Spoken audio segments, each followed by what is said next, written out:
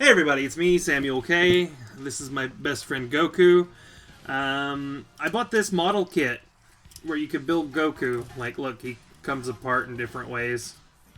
See, he's a model kit. You can just pop him together. And I really enjoyed this series, and I really enjoyed Dragon Ball and Dragon Ball Z, so I bought another one. I bought Piccolo. So I'm just going to build Piccolo on stream tonight. These figure sets are really cool. They come with different like effects and stuff, and like different facial expressions, and they're super easy. They just snap together, and I guess I could do some like shading and stuff on them, but they're just kind of fun to put together and look at.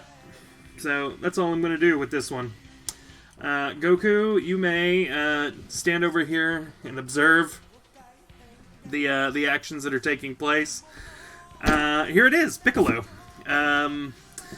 I am wanting very badly to get a Vegeta, but they don't make a Vegeta with plain black hair, which is what I really want. They only make a Super Saiyan Vegeta and a Super Saiyan God Vegeta. And I really just want Vegeta with black hair. Although, I need to start looking because this one, there is a Trunks figure, and this actually comes with Trunks' Super Saiyan hair. So if you have this figure and Trunks, you can make your Trunks Super Saiyan. So I might need to look into see if they make a black hair Vegeta, or if with a different set they sell Vegeta's black hair. Because I just want a plain Vegeta. I will get the Super Saiyan one if I cannot find such a thing, and I guess I could buy two and maybe paint one of them. That would be an idea. Just paint one of them black so I could have his black hair, but we'll see. I already took all the pieces out of the Mylar bag, and look at how fun this fucking box looks. Like, all these brightly colored plastic pieces, that's incredible. Like, very exciting. The contents of this box are very thrilling to my inner child. You open it up and it's just like a bunch of beautiful brightly colored candy. I'm going to set the pieces kind of off camera over here in this area that I'm clearing out right now. Which I probably should have done before I started, but fuck it, whatever. We're already rolling. Fuck it, we're doing it live. And I'll just set the pieces kind of off camera here. So, they're out of my way. They're completely in my way. Fuck. Where do I want to set them? It looked like the video froze there for a second, which is interesting. It did. It only really captures video when I'm moving. Because watch this. If I pull this out, my hand will just kind of teleport into... That's so weird. I'm not sure... Like, look, as soon as my hand gets to the edge of the screen, it'll stop. But then I move it back in. Incredibly odd. So, what do I want to do with these pieces now? I just plan to set them here, but I don't have enough room. Shit. Okay, here's what I'll do. Is I have a bunch of shit stacked over here. And I'll just move it out of the way and set the pieces down, I guess, next to the microphone. I've got some purple velvet there. If you like purple velvet, I've also got some of these, I've got these cookie tins that everybody has craft stuff in. Here's parts to a robot I'm building. I'll just give you a quick little tour of all the shit laying around on my desk.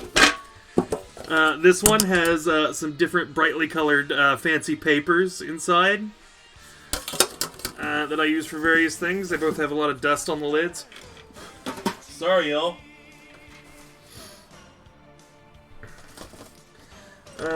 Yeah, my pieces I'll just put... Let's see. I've got a pencil and, like, some other shit here. There we go. Okay, my pieces will just set slightly off screen there. Yeah, I like that a lot better. And all this shit can go over where I was going to set the pieces in the first place. There, now that we've figured out, like, the feng shui of my workstation here, I have my Go kit that is full of model making supplies. mostly what I'm going to be needing are my nippers.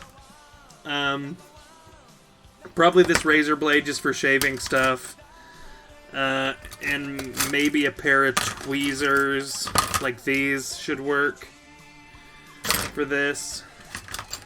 And I don't know if there's a lot of sanding involved in this. I'll use my old sanding emery board thing that I use. And that should really be all the tools I need. I'll keep this handy just in case.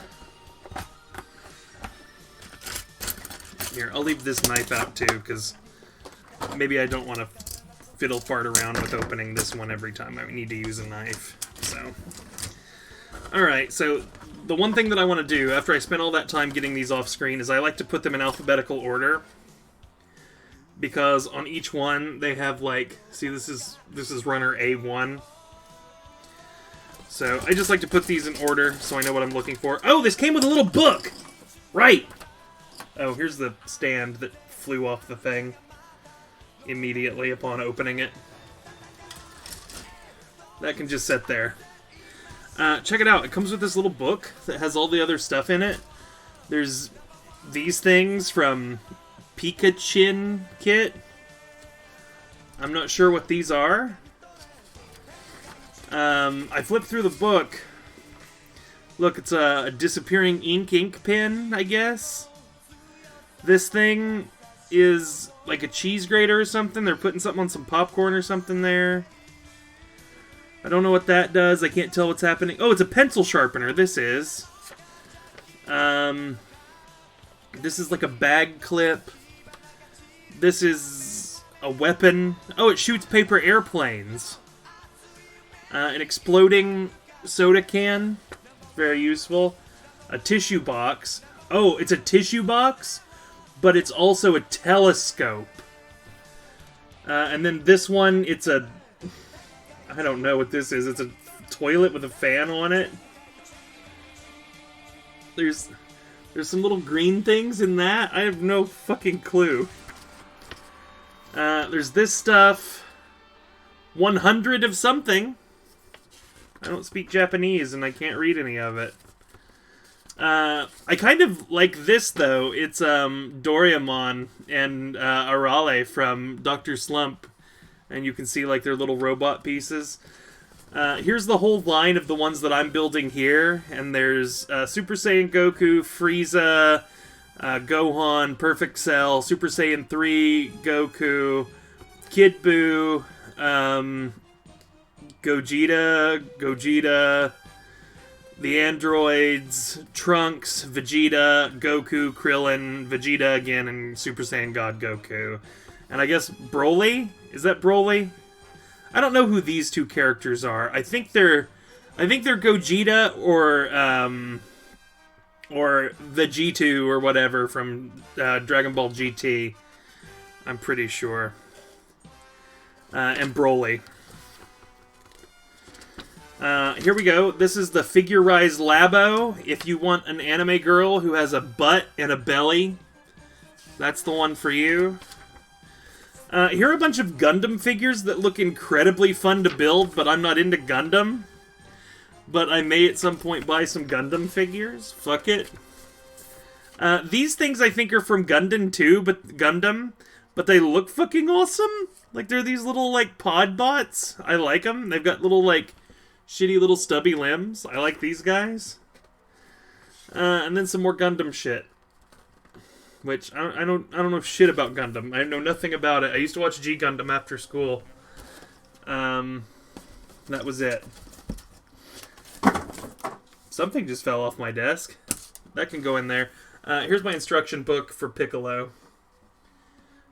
Which I shall be referring to. Forthwith. This is runner B.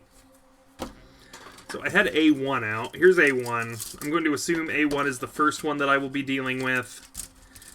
And then there is A2.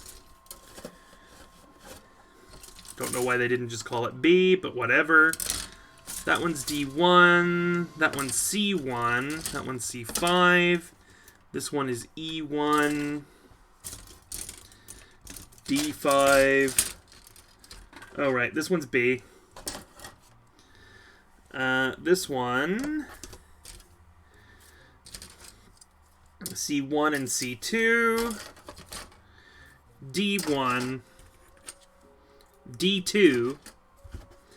DBA, it's doing business as. And this one is E1, which I doubt that I will need.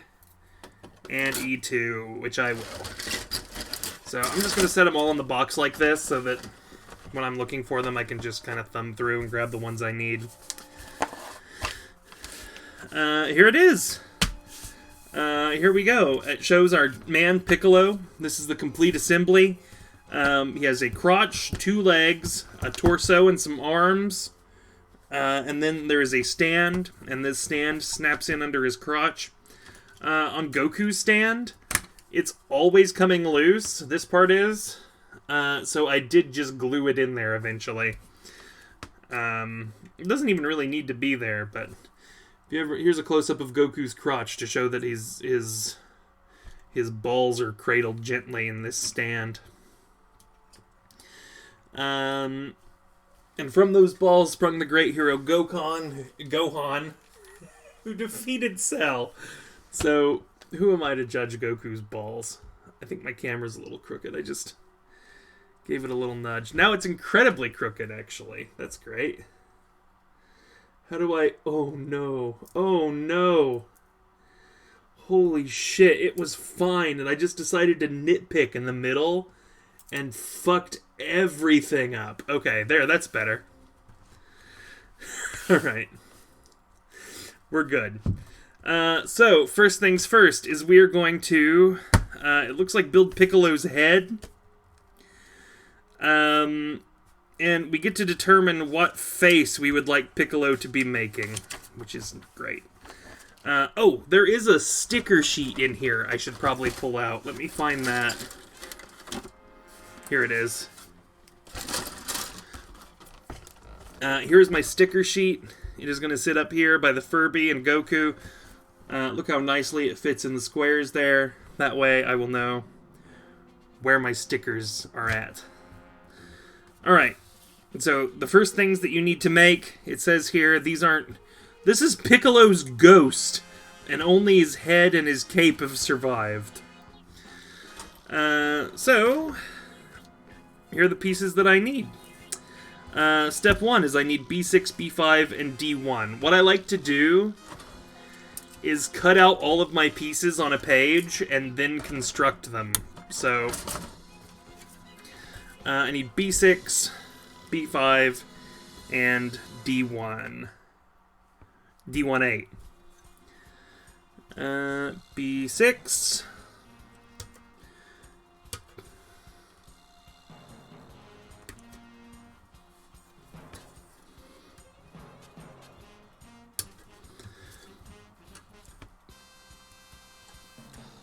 B5.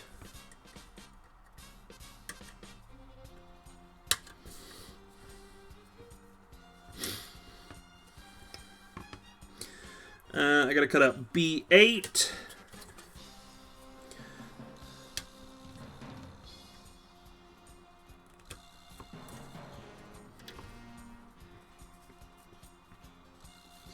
B2, 4, and 3.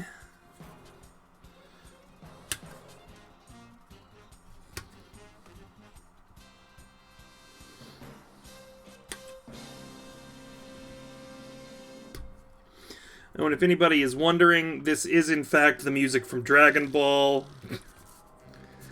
I've decided that would be an appropriate soundtrack to what we are doing here.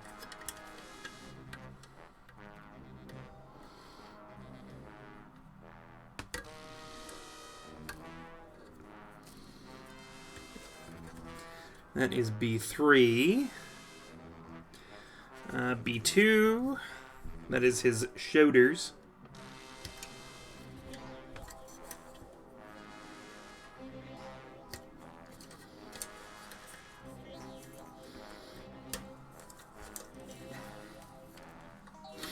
And B1, that is the rest of the cape, which is just a massive massive white piece of plastic. that is nearly featureless, except for some wrinkles. Ooh, that was a bad cut. So was that one. I'm seeing some sanding in my future. There we go.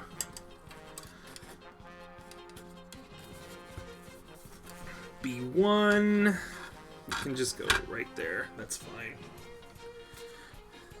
It is going to drive me insane that the camera is that crooked. I'm sorry, everybody.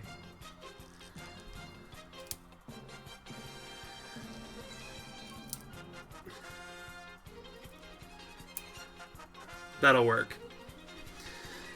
And this stuff can all stay here, because I'm going to need that in a minute, I suspect. Oh, and then I need A1.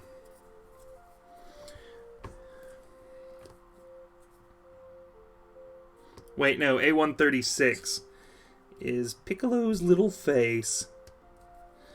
They've given me 3 faces to choose from, all of which are terrifying beyond measure without the actual expressions or anything in them, or the eyes or the mouth, teeth, etc. We're gonna go with turbaned Piccolo, because that is the classic Piccolo look. And you just kind of got to get in here and nip the sprues pretty close. Boop. Oh, and I need D1-4.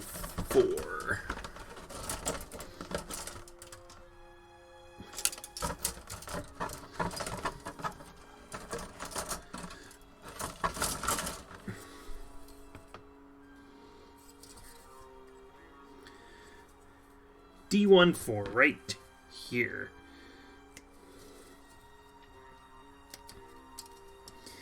And I think that's all of my pieces cut out.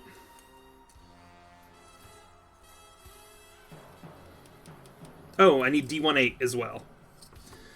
The little purple top of Piccolo's turban.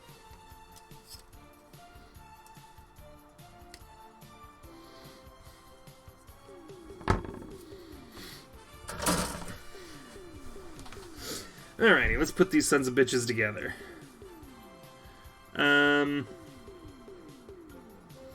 Wait, what part is his head? This back of his head. I suspect there's only one.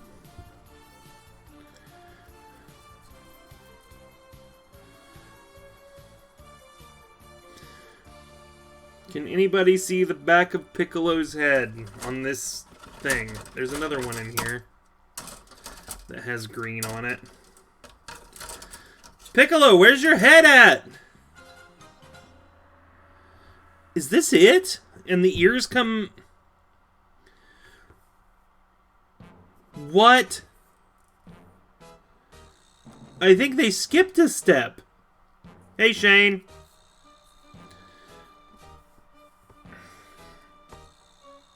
Okay, I'm pretty sure these assholes have skipped a step in this instruction book. Because here are Piccolo's ears.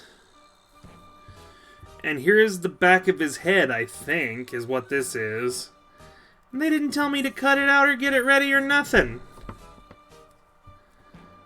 I'm telling you, Bandai, you're already on thin fucking ice with me, Bandai.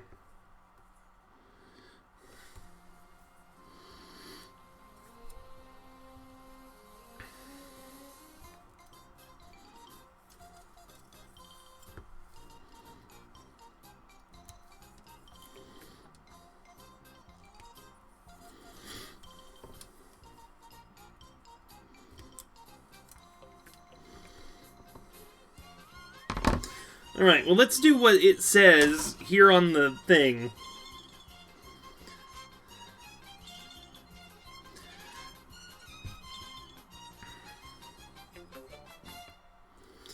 Push the turban together. And then the purple thing that goes in the turban. Sometimes you can just use your thumbnail to scratch the little edge of the sprue off. Where's my Sandy boy? There he is.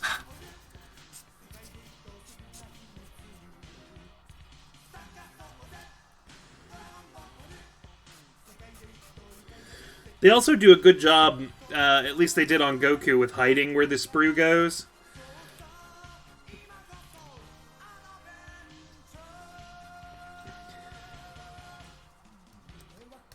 Jesus.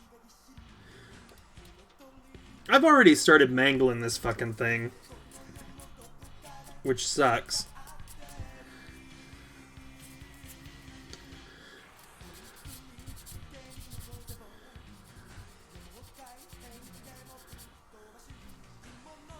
Doesn't nobody look at these parts. You know, nobody look at Piccolo's head once I finish this thing. Just look at his big muscles and stuff. Oh shit, there he went. Then this goes in like yo.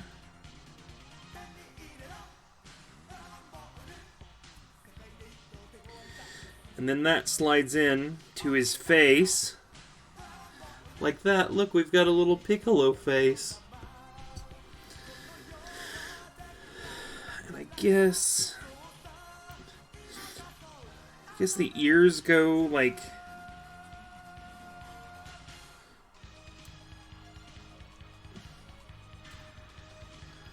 I'm trying to figure this out. Oh, does it? Ah, they slide up like this. There we go.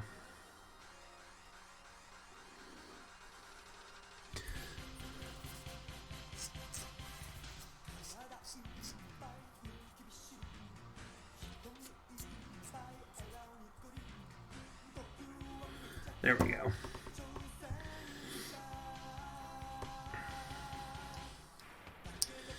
And then there's Piccolo's little happy smiling face. Just kidding, Piccolo never smiles.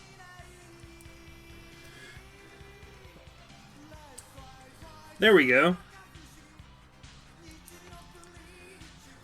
There, it's Piccolo's head.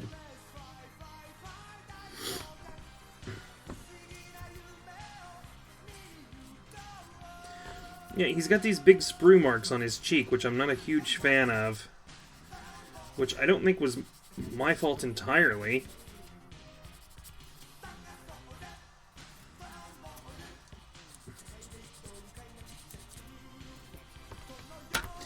I'm gonna need to buff it. Jimmy Buffett.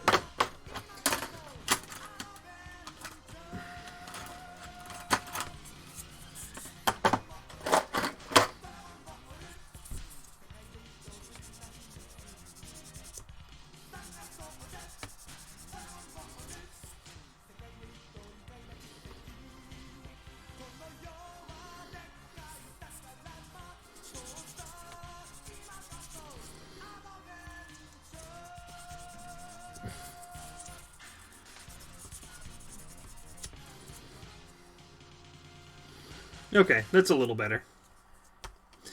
Piccolo, your head can rest there.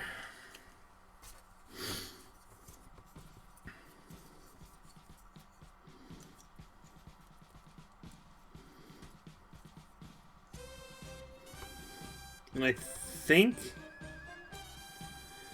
that it's telling me to put these in here, like this. Possibly? Does that look right?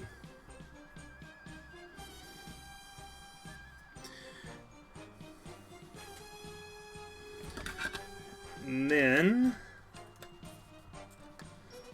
the cape goes together like yo.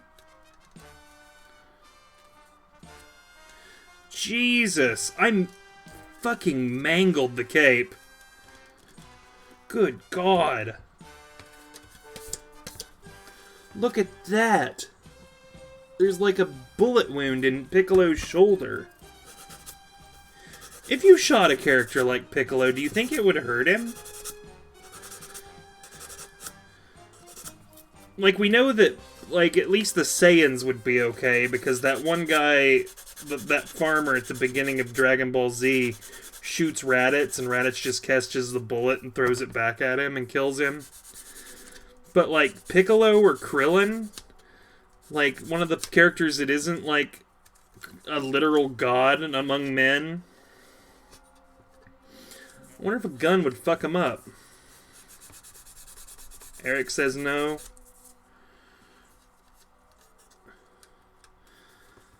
Like, do you think it would just be, like equating the pain of, like when somebody in your house flushes the toilet while you're in the shower and you're like, ow, ow, ow, ow, ow, shit, shit!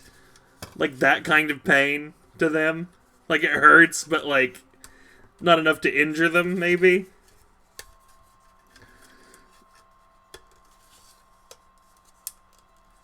I think these were on the right side to be... Oh, no, they weren't. These line up here. Ha ha ha ha!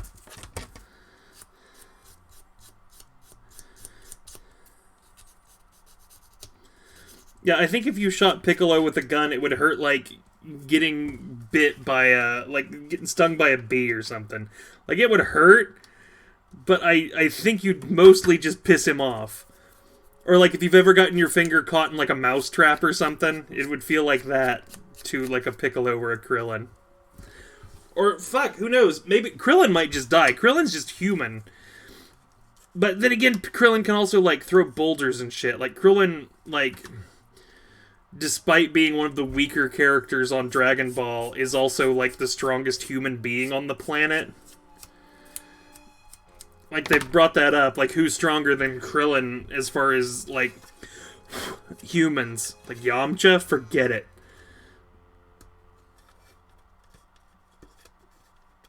Krillin can, and I believe has, kicked the shit out of Yamcha. Like, easy peasy, it's nothing for him. Hold on a second. Have I just, like, skipped way far forward ahead in this? No, I haven't.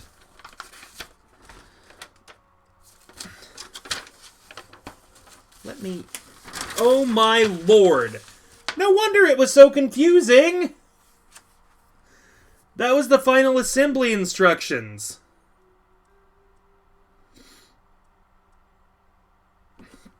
No. Krillin's way stronger than Yamcha. It's because Yamcha didn't train with Master Roshi, like, as long as Krillin has.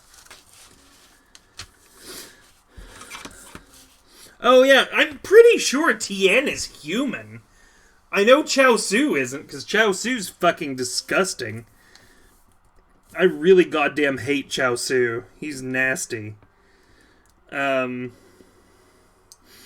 Okay, well now that I'm actually on the first page... no, it is not a bruise. It was nail polish, and it is the only bit of nail polish that is not chipped off, Shane. I need to trim my nails here soon. Or repaint them, rather. Not trim them. Shit, I can't believe that I was on the fucking last page of the instructions, and I just... Ugh. God. Okay, so... Well, I have the head that I want to use, right? Because I really want to use Turban Piccolo. We'll build the other heads, though, just to show them off. What do we need first? A134.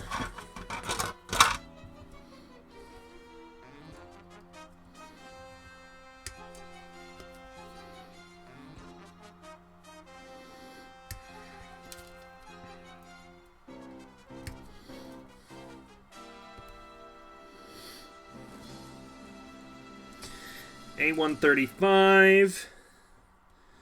I think A135 without the face is the scariest one. I'll move it into the camera so you guys can see it.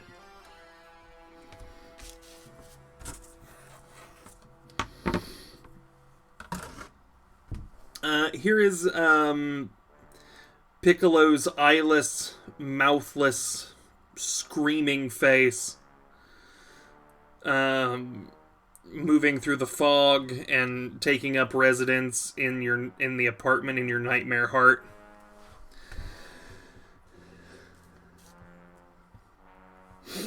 Set that there. What other A's do I need? I need A114 and A115. Those are his little tweedlers.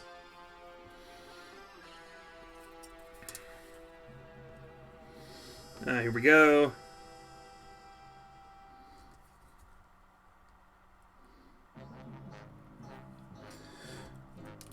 Oh, shit. It went flying. Here it is. That one is 15. I'm going to hold on to it when I clip it this time. There it is. And 14.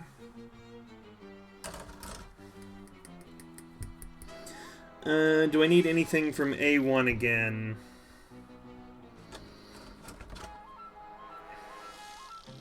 I already got 33.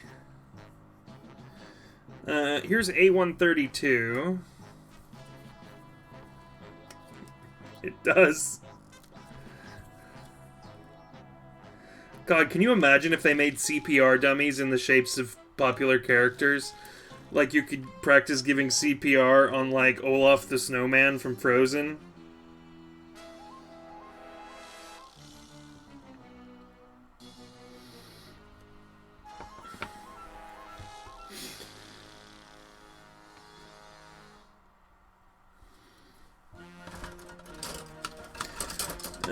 Let's see, I need B now, please. I have already completely fucked up my system, where I set them all in here in order. That's about par for the course for me.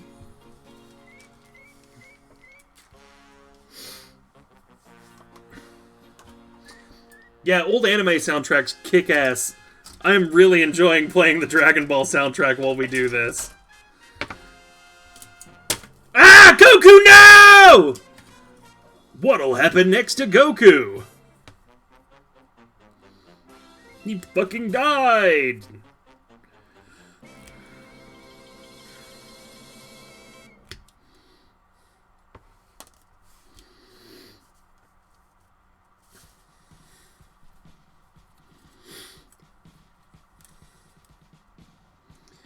Here we go.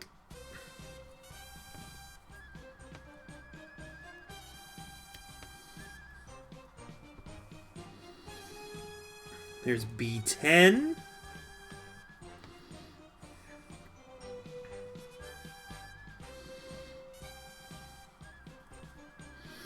What's this B7?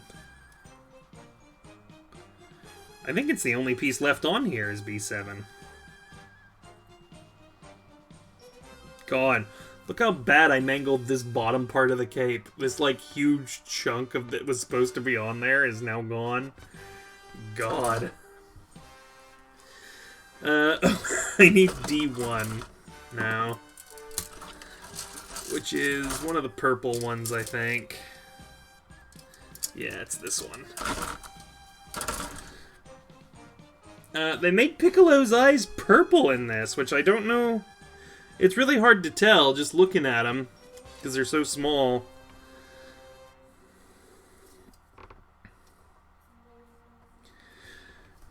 D13. Which I guess it makes sense if you're trying to cut back on the cost of producing these things. Like, Piccolo's little pupils don't need to be black. You can barely see them. D15.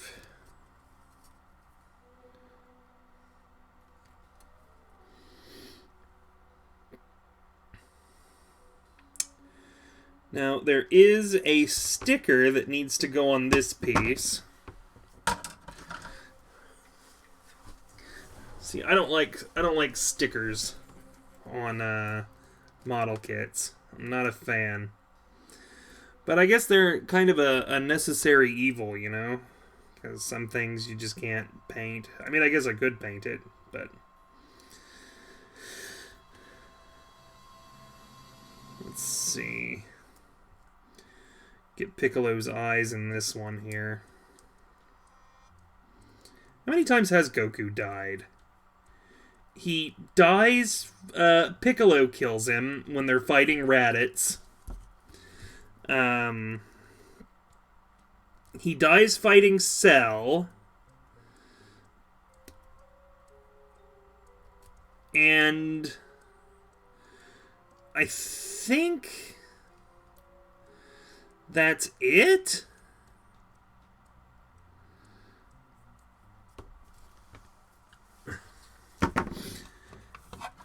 He for sure dies when Piccolo blasts him to kill Raditz. And he dies when Cell self-destructs.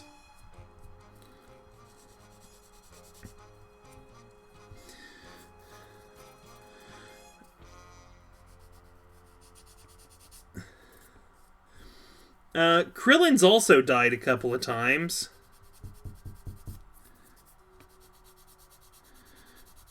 I think Krillin has died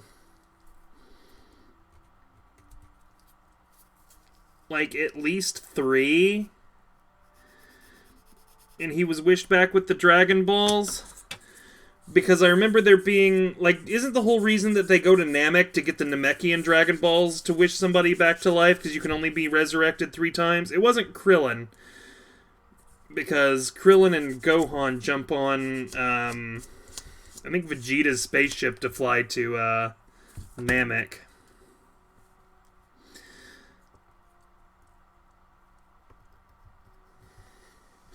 It's another... disapproving Piccolo face.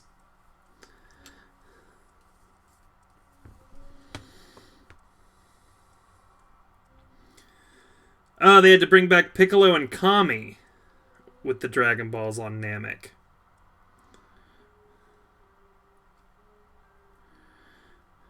Thank you, Eric.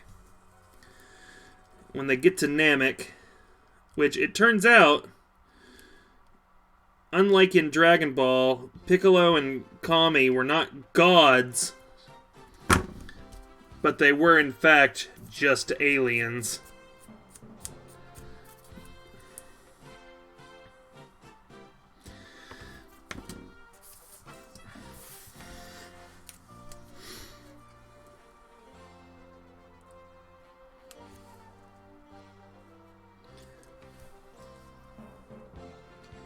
Yeah, that goes like that.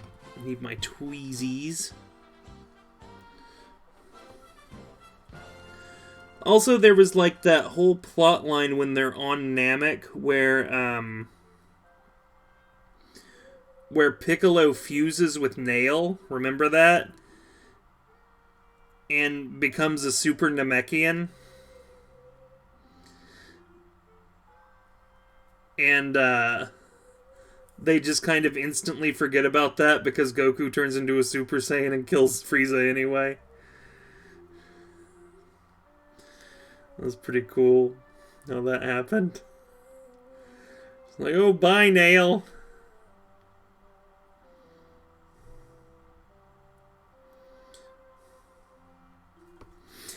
Oh, right, yeah, they couldn't go looking for the Earth Dragon Balls because, they, like, vanish and not even Dragon Radar can find them. For, a year after they've been used. Or something like that. Because they just look like ordinary rocks. For, like, a year, I think.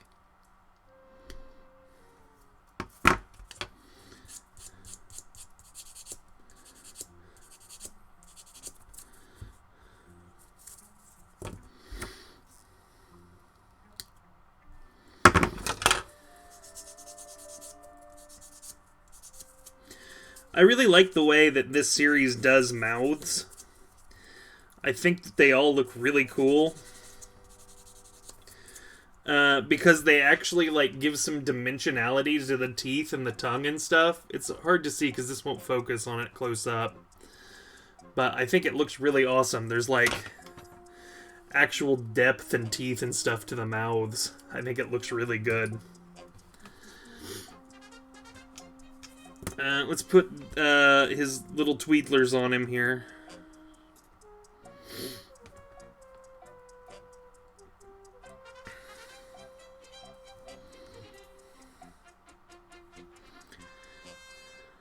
There we go. I don't know if I want to display him looking like... Oh, right! That's right, Eric, you're correct. Kami died, and so the Dragon Balls just disappeared, so they had to go find Dragon Balls on Namek. You're right. It's been a really long time since I've either read or watched Dragon Ball. Or Dragon Ball Z, for that matter. I reread Dragon Ball probably 3 or 4 years ago, and I didn't finish. I got up through at least the first Red Ribbon saga, where he fights Frankenstein. Or Android 14 or 15 or whatever the Frankenstein one was. Android 12.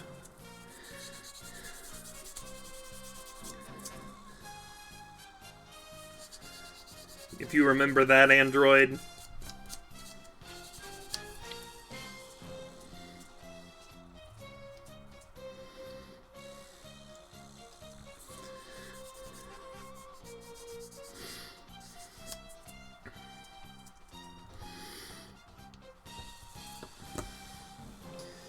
So there are all my Piccolo faces. Those are all complete. That's good news. Now it's time to move on to more exciting things. AKA... Piccolo's left leg. With the muscle build-up system.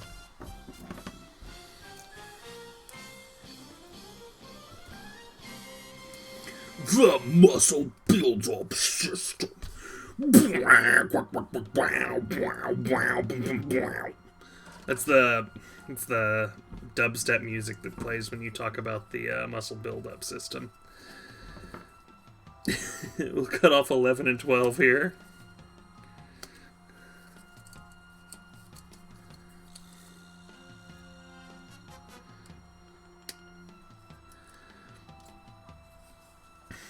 I think that between the two of us, like, I think that I probably know 45% of the story of Dragon Ball and Dragon Ball Z, and Eric knows about, like, another 40 to 45%. But also, like, between the two of us, we can come up... Like, if Eric and I, like, collaborate in trying to remember what happens in Dragon Ball, we can get about 75% of it or so between the two of us.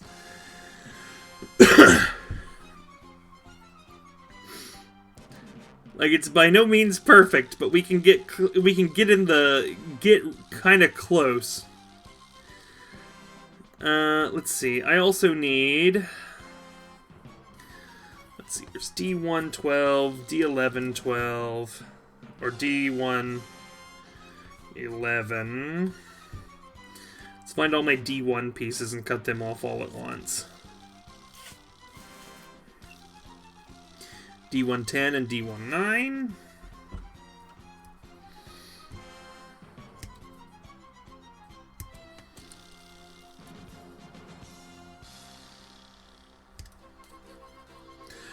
Like, that's the thing with Dragon Ball and Dragon Ball Z, and now, like, GT and Super. There's just so fucking much of it. Like, getting it all straight is really, like, almost next to impossible. I bet that if you, like, started asking Akira Toriyama questions about shit that goes on in Dragon Ball, he'd be like, fuck, I don't know. I did that 40 goddamn years ago.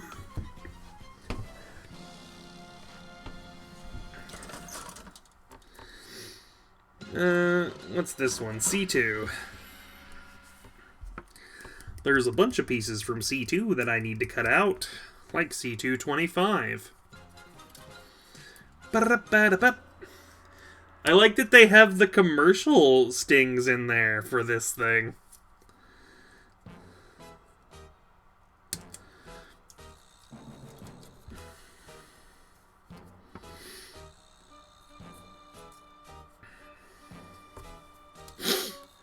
Let's see. I think that's all the C2s. Yeah, there's a bunch of C1s. There was only... Man, there's a lot of C2s. It was just one piece. Just kidding. It wasn't one piece. That's a different anime. Get it, guys?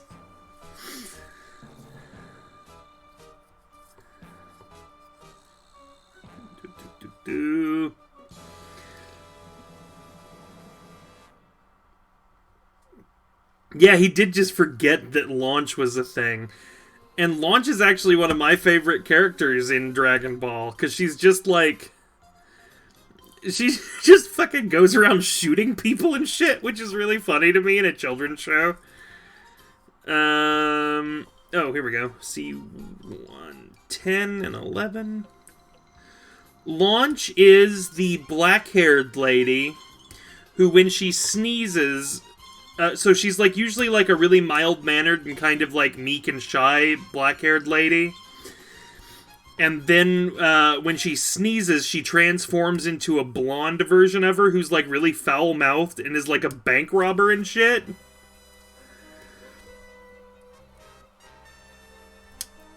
And so like there'll be like scenes with like Master Roshi who's like flirting with like nice Launch, and then she'll sneeze and then she'll just shoot him with a machine gun and shit.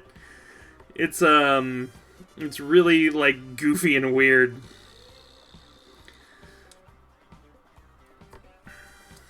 She's from Dragon Ball. And I think it's established that she, like, lives with Master Roshi on his island. C11. Like, in Dragon Ball, like... And they just kind of mention, like, oh yeah, there's Launch. Here's what she's up to. Oh, there she goes. She's gone forever now. Forget you saw her.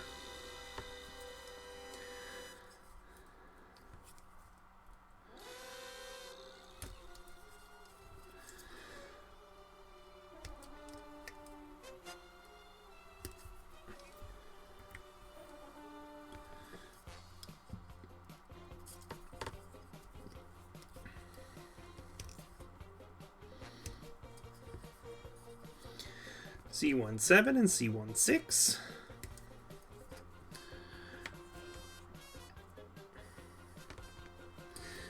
D2, 13. Oh, I need a C13, C12, and C12.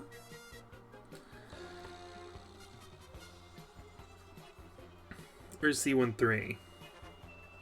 Oh, here it is. It's Piccolo's crotch.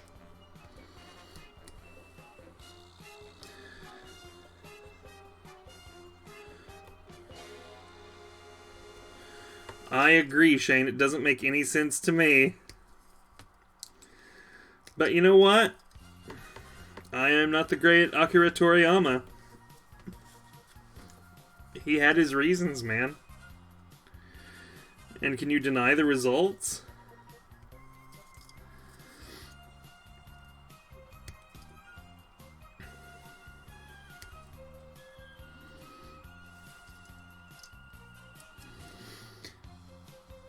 They also completely forgot about, like, Puar and Oolong and Yajirobe and Korin and, let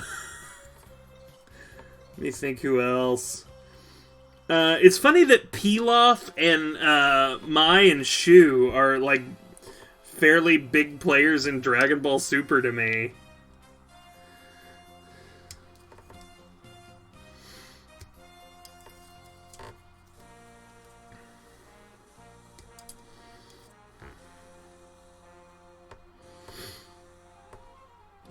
Okay. And then we'll begin on D2 here. Which fucking one is D2? Oh, that's his shoes.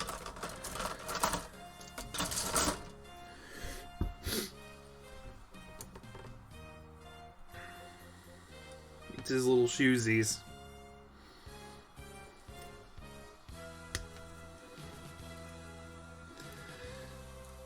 Oh wait, which one do I need to cut out? This is actually important. 17 and 15.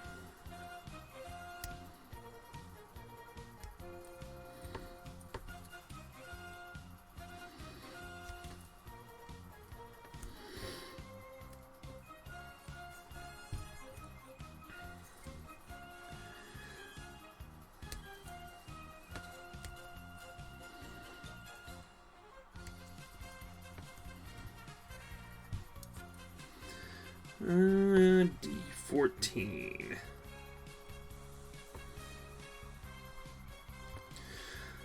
I always have the most trouble remembering the order in which things happen in Dragon Ball as opposed to Dragon Ball Z. Because Dragon Ball Z is fairly straightforward insofar as like usually like a new threat is introduced, and then like the whole arc deals with that threat. Dragon Ball jumped around a lot more, I feel like there would be a main threat, but then you'd have like you know, there's an assassin after Goku, and Goku has to deal with that, and then he has to fight Frankenstein, and then like it feels like there was a lot more, like, you know, like, not only did Goku have to fight General Blue, but he had to fight a bunch of other Red Ribbon Army shit, like, to get to General Blue. Like, usually it's just, like, in Dragon Ball Z, it's like, oh, fuck, it's Frieza. Uh-oh, Frieza's killing everybody. I mean, I guess Frieza also had, like, the Ginyu Force, and, like, the Saiyan Saga had the Cybermen, and like, so I mean they moved it around a little bit too, but that was even earlier. Like when you get into Buu, mostly like he was just fighting Majin Buu, because there was also Bobbidi and Bibbidi, but like he never actually fought them directly. I think he just fought Buu, right? I don't remember what happens to Bobbidi. Does Bobbidi... Oh, no, Buu kills Bobbidi, doesn't he? Is that what happens?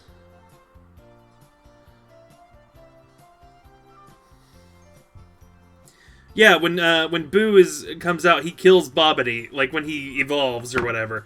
I think this one's empty. I think this one doesn't have any pieces on it left, so I'm just gonna set it over there out my way.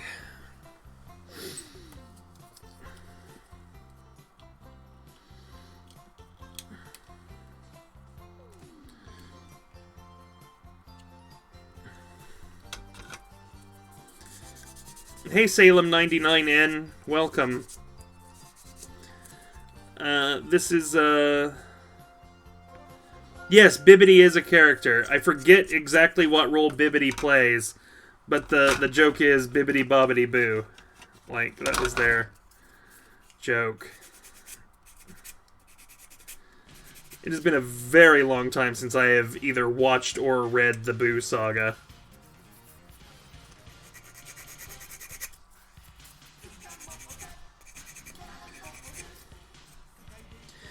Salem99, this is my second building stream.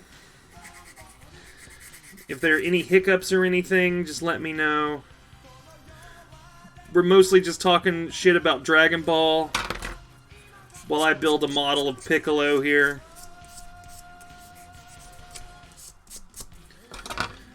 I'm trying to remember various things that happened in something that I haven't read since I was a child. No, I read Dragon Ball, most of it. So this goes on here like this, I think. No, this goes on here like this, but you can see a little bit of Piccolo's ankle. Salem 99 has condoms. Cool. Stay safe out there, everybody.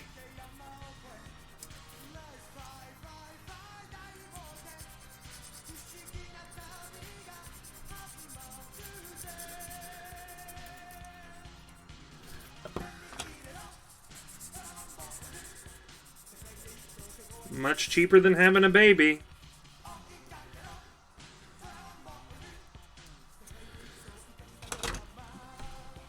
Given that we don't know this person's age, I think we should disrupt this track of conversation. But good for him, you know? How does this sticker go on? I guess it just tracks around the edge here.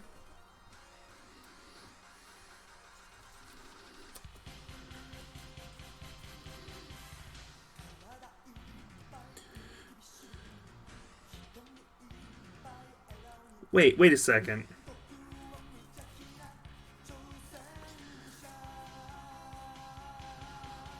Oh my fucking god.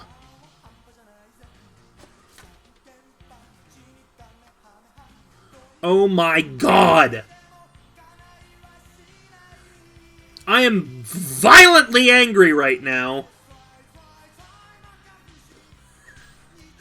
I've just been trying to read these instructions like a book, but apparently they're a pamphlet.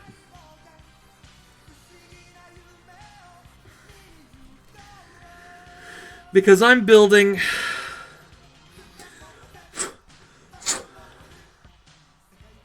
Alright. Da-da-da-da-da-da! Alright, here's what I'm gonna do.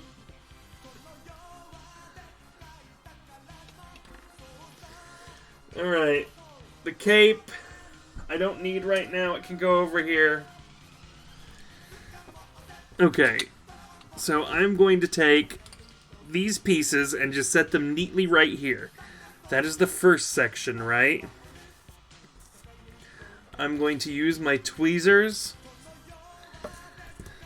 as a barrier, like when you're at the grocery store and you don't want the person in front of you buying your groceries. And I'm just going to set these right here. There, that's that section of instructions. Now, I'm going to use the buffer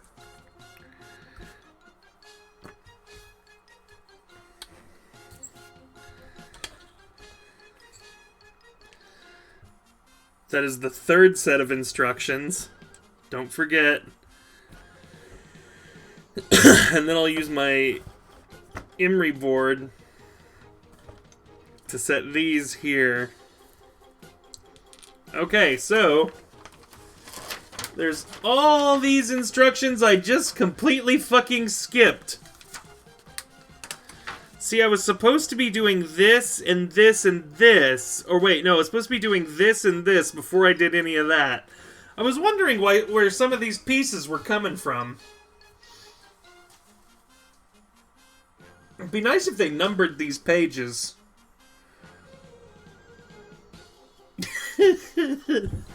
So it doesn't flip pages like a book, it just unfolds, you see, guys. These are for customers in Japan only. If you fuck something up.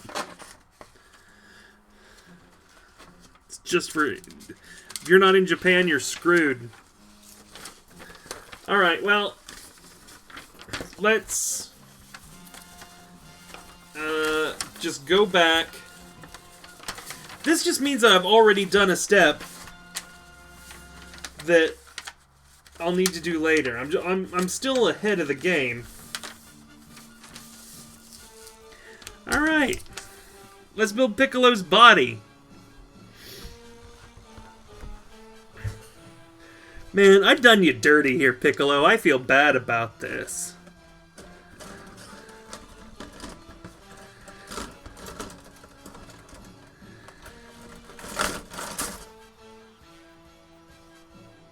Please don't fucking kill me with your head laser thing that you killed Raditz with.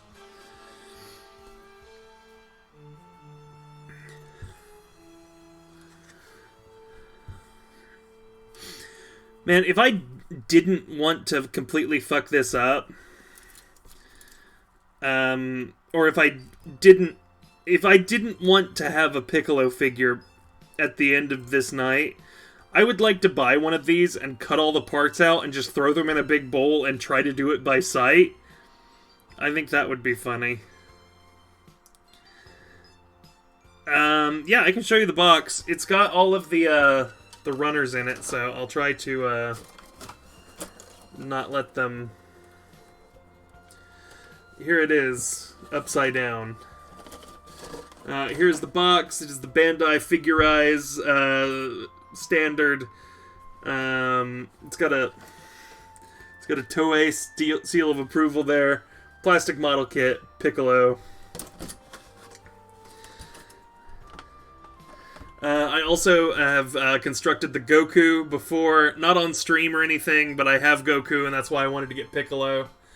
The box for Goku is somewhere in my closet, so...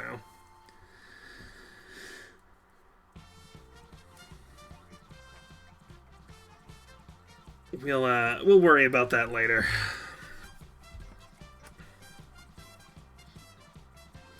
This little green piece, this little piece thinks he's fucking funny.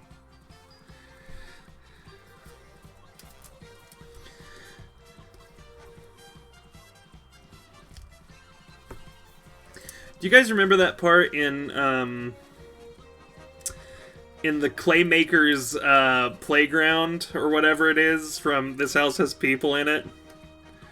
Where, the guy that's doing the sculpting, the Sculptor's Clayground was what it was called. Where he goes, now, I can say shit 3 times. And then he goes, well, now 2 times. I've always really liked that. I can say shit 3 times. I always think about that when I swear on my stream, because I have marked it as for adult audiences, or for mature audiences, or whatever. So I can swear all I want. My mom said I could.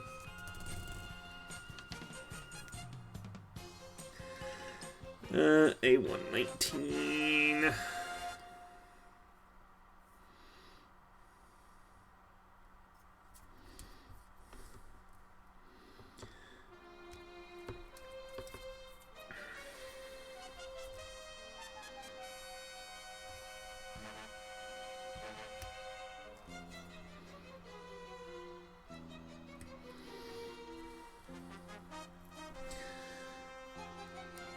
And A118.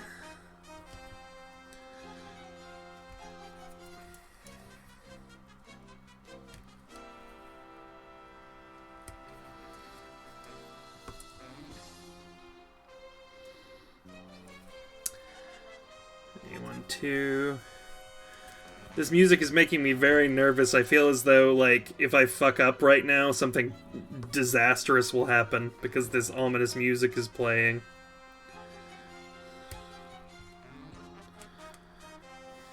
It's making me very anxious.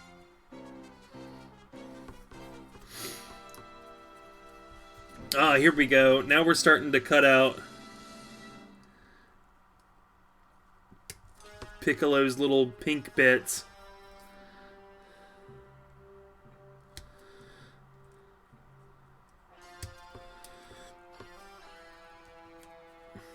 A110. A120.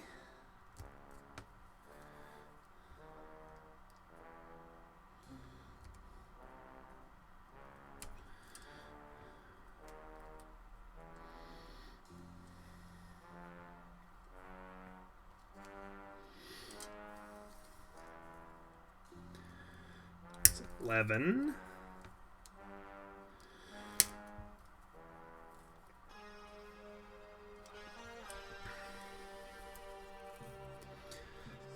Is this Piccolo's shoulder, I guess, what I'm cutting out now?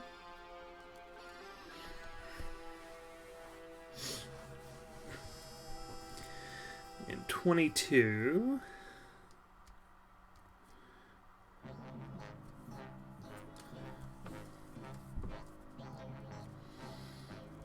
I really like that the different colored pieces in this model kit,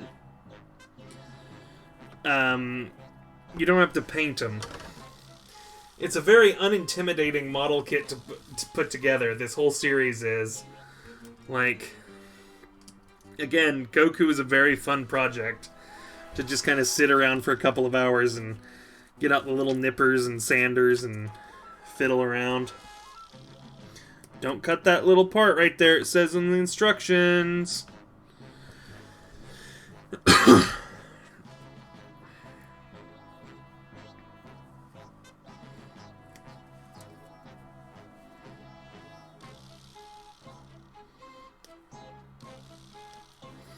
If you cut that part, you fucked it up.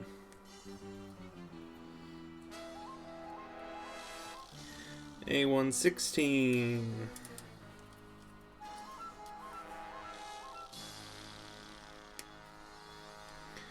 A117.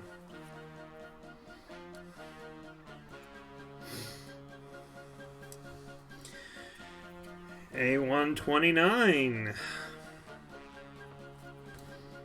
And 28.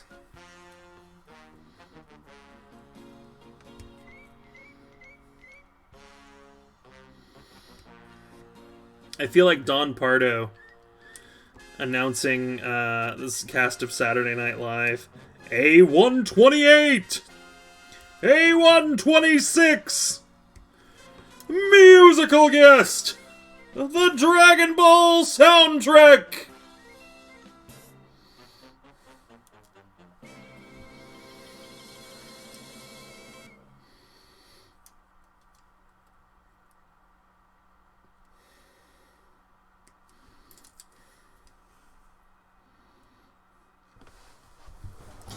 And A113, 24.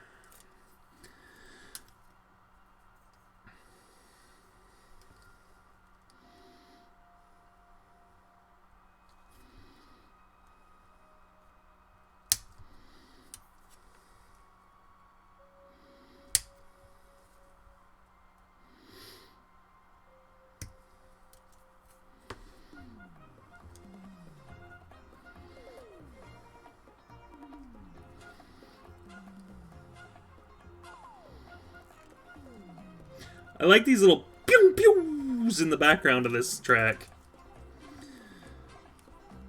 This model kit doesn't require to use any glue or cement, it says. There may be some parts that I glue just because they feel wiggly. And for that, I'm just gonna use some regular old super glue if I need to. I've got some model glue and stuff, but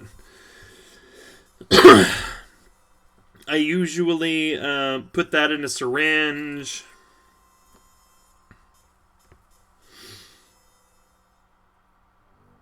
Yeah, I'll get the cement mixer. 123.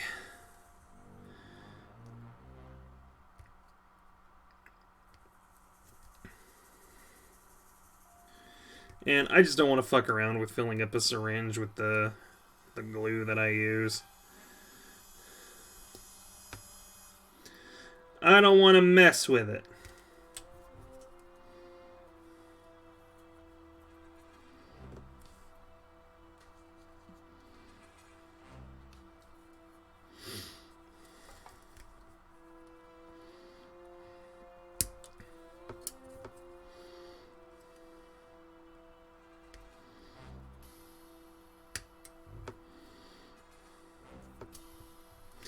See, now that's an advanced technique that you're talking about, Salem. I just got into model making in the last, 3 or 4 months. And I don't know how to do any of that shit yet. Really. I need to practice it, I know. But right now, building model kits for me is just kind of soothing, relaxing. Just kind of messing around with stuff. I've built a couple of things that I put a lot of effort into. Not on stream yet. I did those just in my private time, but I've got a couple of things that I may want to work on at some point on stream. I just need to figure out how I would do all the painting, because I do all the painting in my garage to keep the paint off of my shit in the house. Let's see, what thing do I need now? C2.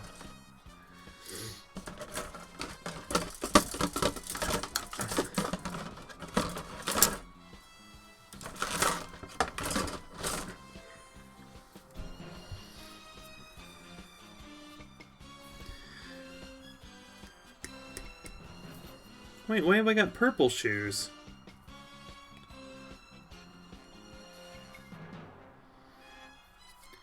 Those are definitely shoe prints. I'm confused. Oh well, we'll see.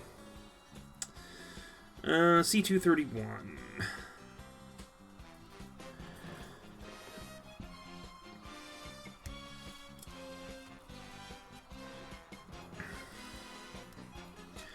Oh, is it... Doesn't Piccolo have weighted shoes? I think he does. And so maybe these are his non-weighted shoes.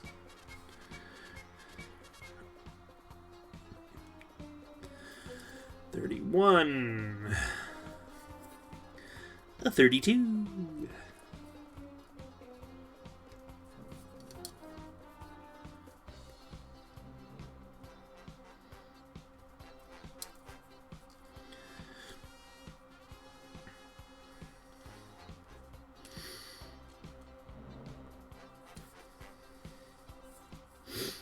When is it? C217.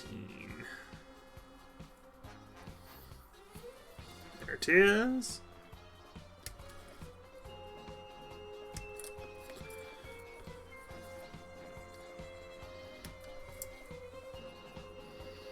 Remember when I was a kid, my dad bought me a model kit of a truck. And he kept saying that he was going to help me build it, and then he never did. And so I built it myself. But he wasn't there to help me, so I fucked it all up. I was maybe 4 or 5, and we'd had the model kit for a couple of weeks.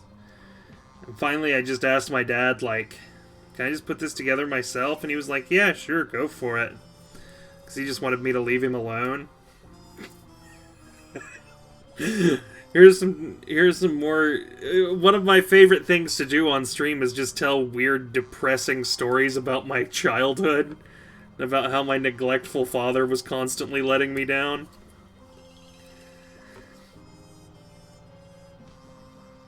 You know, everybody always jokes about, like, just on this subject, everybody always jokes about what a terrible father Goku and Vegeta are. But those two have saved the world on multiple occasions, and, like, their children live in the world. And that's drastically more than my father's ever done for me. So, like...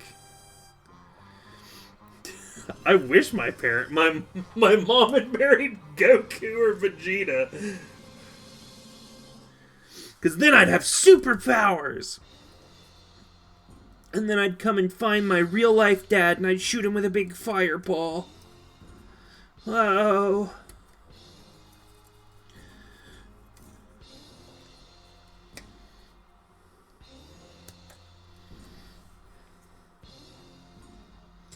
Why did I just cut out? I wasn't even paying attention. C223. And 22. I was going into daddy issues land and my brain just kind of like let my eyes glaze over and I was just like, now I just want to cut out all these pieces and break them because I'm thinking about my dad. Oh, Daddy, why didn't you love me? Oh. What was wrong with me, Dad? Why was I never good enough, Dad?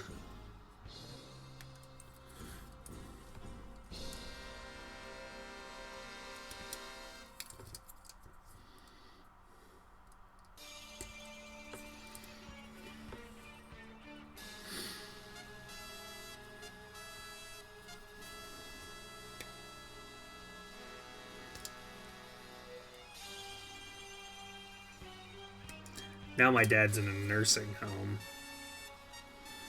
And I never visit him.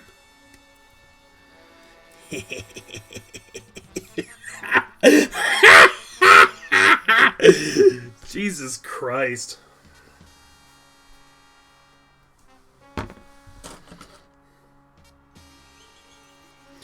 I need that D card. Wherever it may be. I need D1.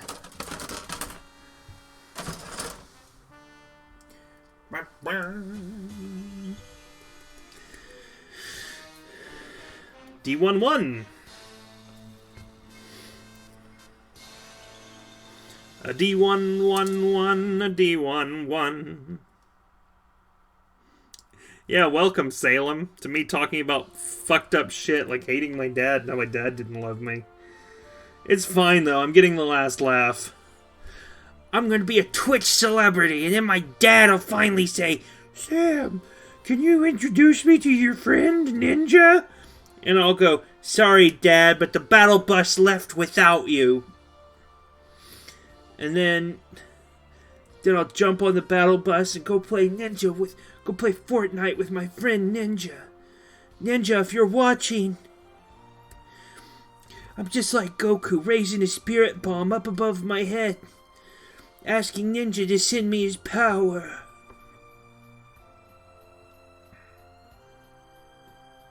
Wow.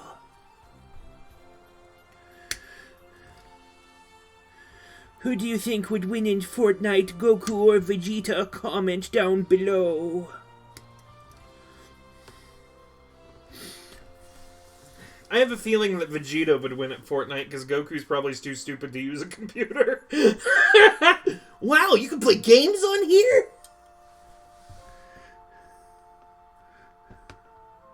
Bulma, why does this TV have a typewriter tied to it?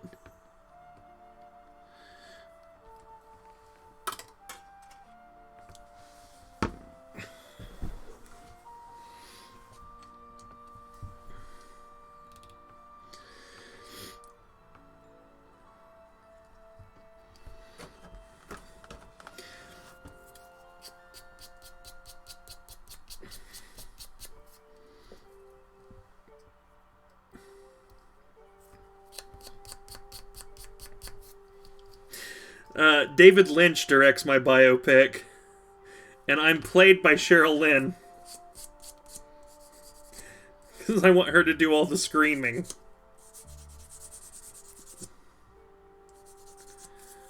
Wait.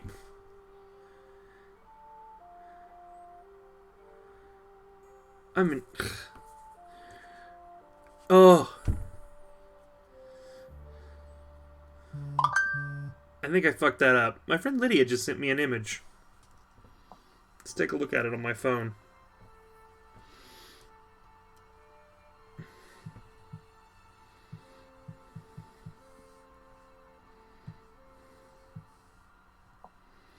I just sent back, I'm streaming. Maybe Lydia will want to come watch the stream. Who knows?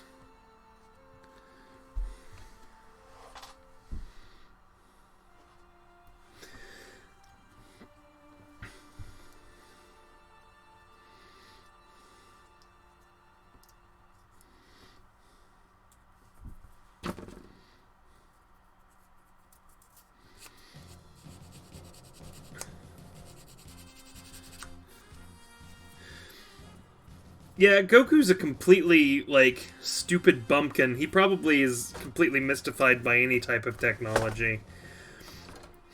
Although we do know that he can drive a tractor. We have seen evidence as to that. So he can drive at least some kind of automobile.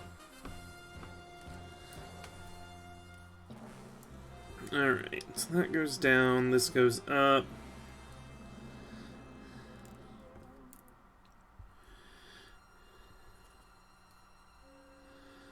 What? Okay, that goes like that in there.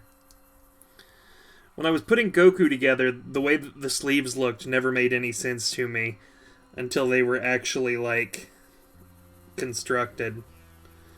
So, I always get very nervous when I'm building something and can't immediately tell what the fuck it's supposed to be.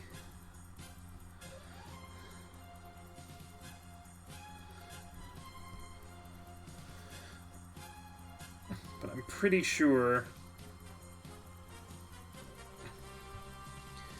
Yeah, this goes like that. And then...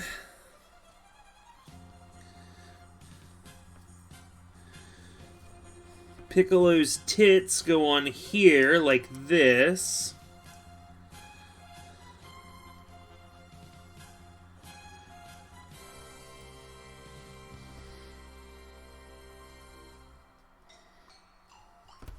Who is that just said the R word in here?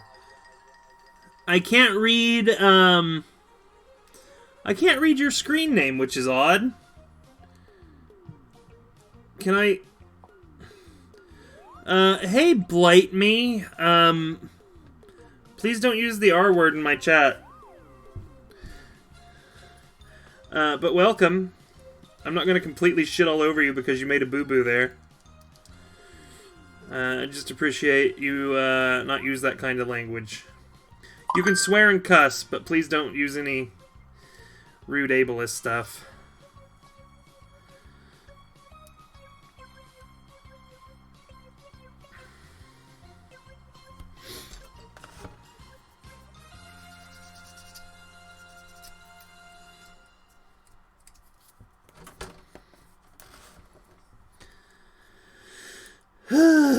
Okay, there's one Piccolo shoulder on there.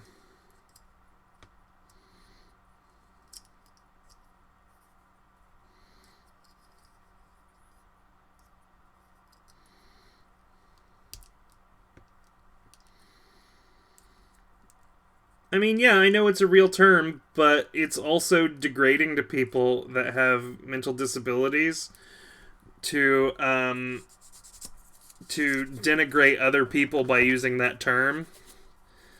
Because, you know, I don't want to get into the whole politics of it here. Thank you! I assume that was Eric who did that.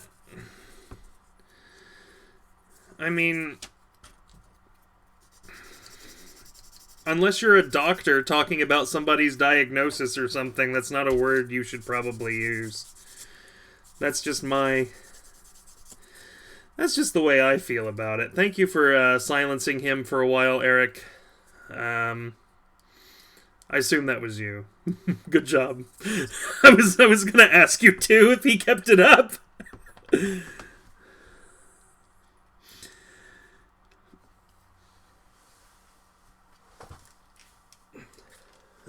Did the music stop? Why did the music stop? Oh. There we go. Thank you, Eric! I'll let it slide the first time. But arguing with me? Pfft. Bitch, please.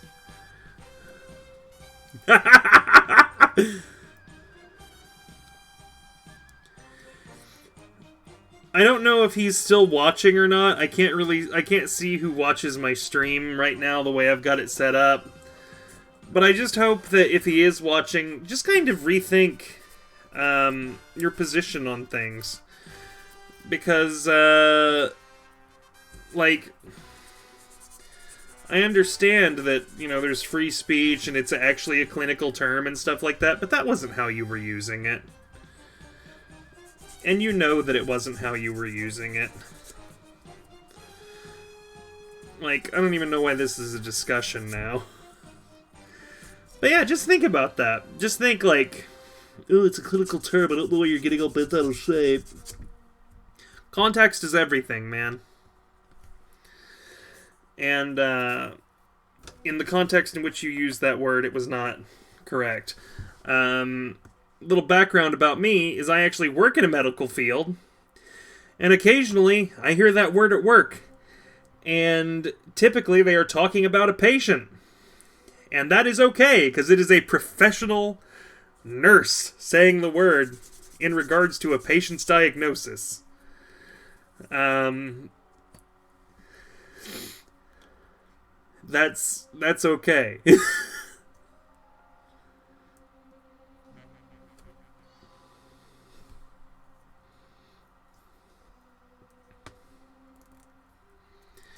So, like, even arguing with me, oh, it's a medical term. Yeah, but you're not using it in that context, so you're good. Like, it's fucking simple.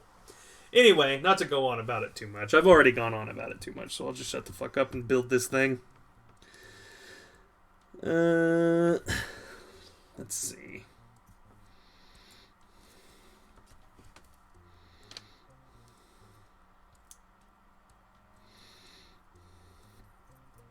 This goes in like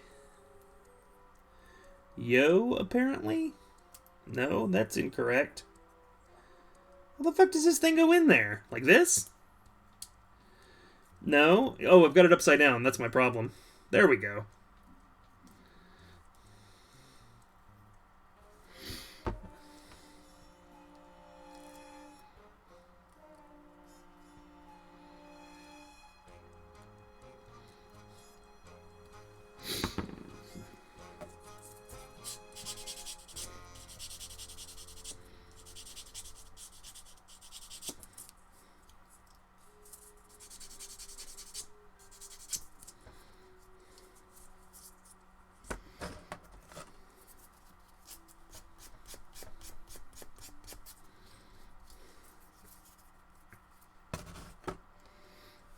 I don't even know why I'm taking so much time to file these little parts. Because, like, most of them are going to be hidden in the actual construction of this thing. We'll slide this up in here between Piccolo's tits. There it goes.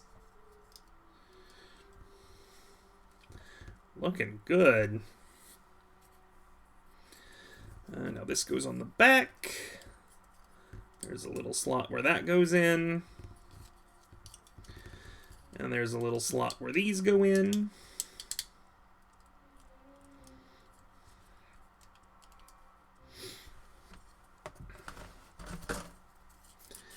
And we'll actually file the sprues off right here, because they're very obvious.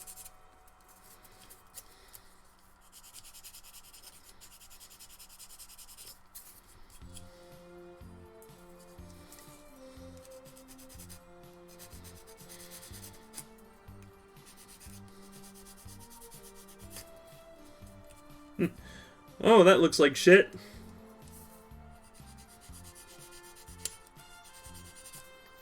Well, I fucked that up. Hee. Oh well, whatever. I never said I was good at this. Let's see if I can't fix it by buffing some of it out.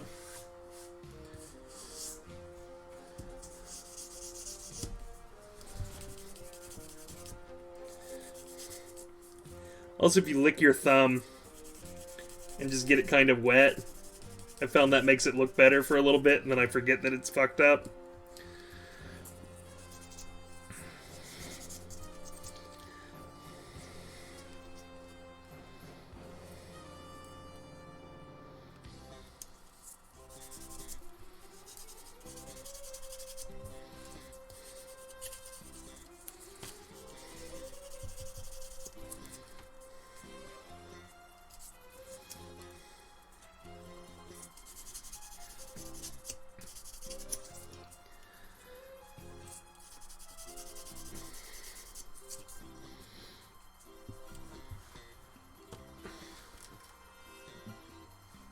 There we go, everybody.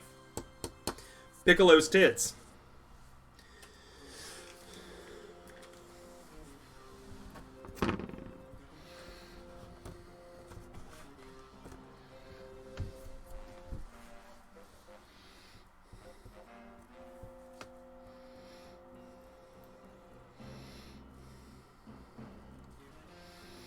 Now let's start working on Piccolo's dick.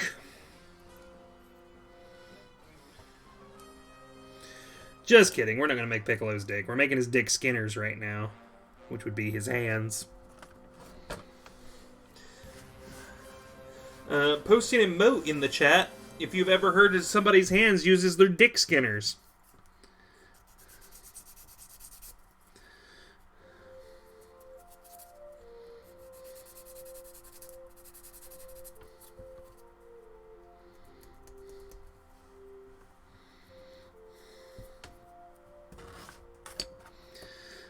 You see, the idea, Eric, is when you're masturbating, your hand skins your dick like you're skinning a potato or something. Like you're shredding it up. It's the implication with the term dick skinner.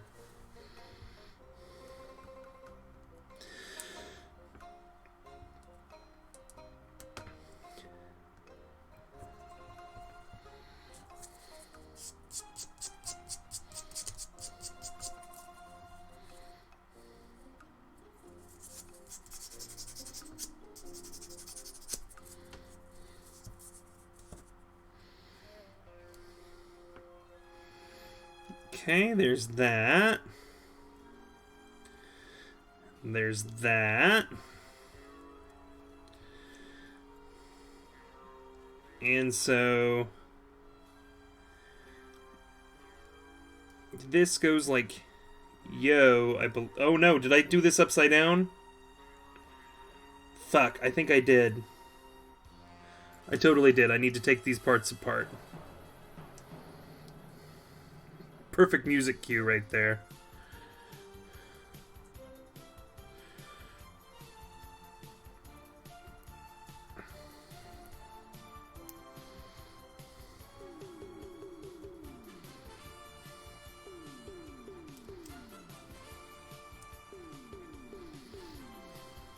Ah!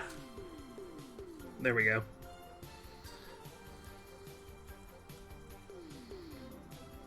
That worked nicely. So this slides down on top of that, like so, or like such. And this snaps on there, like such.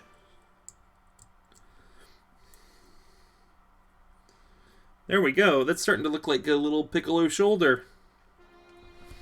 I'm pretty excited about that.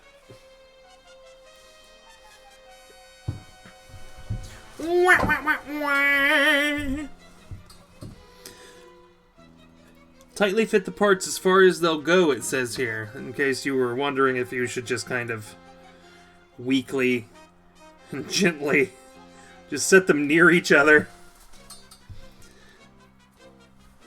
I thought that was kind of the rule of thumb for model kits in general, is to fit the parts together. But what do I know?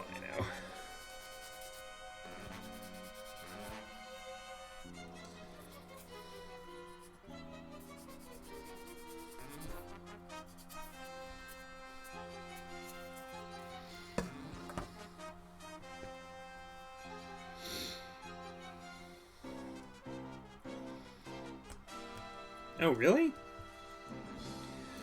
That's something that takes place here? Wait. Oh, shit. I just got these pieces mixed up. Hang on. Okay, the one with the big hole goes on this side. So that goes in like yo. And this goes in like yo. Alright.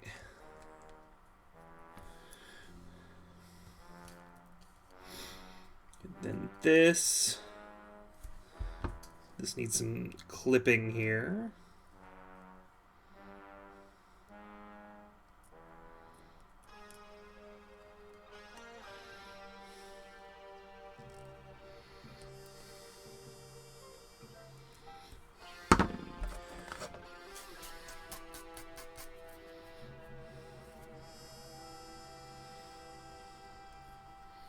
Here, I'm going to use the buffer to get these off, because it's really not that big when I'm trying to work off the edges of this.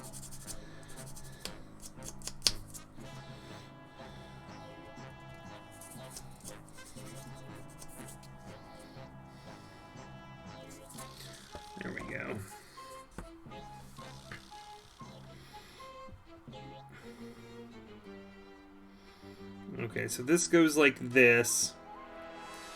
And the little nubbin pokes out.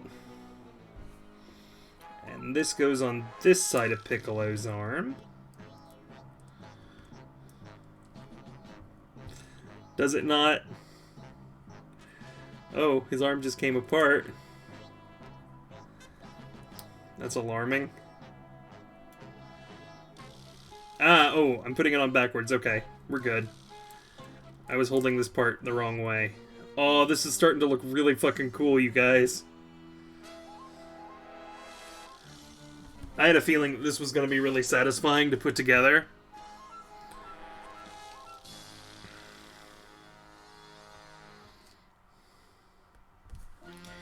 Use my little hobby knife to kind of scrape that off. Oh, that's better even than buffing it, actually. I'm probably making Eric very nervous because now I'm using a razor blade and he knows my history with these things. Because I'm very clumsy and stupid. Hey Eric, some guy came in here and started saying ableist slurs and Eric banned them. I did use the term dick skinner to refer to a penis. Shane, have you ever heard the term dick skinner used to refer to a human penis?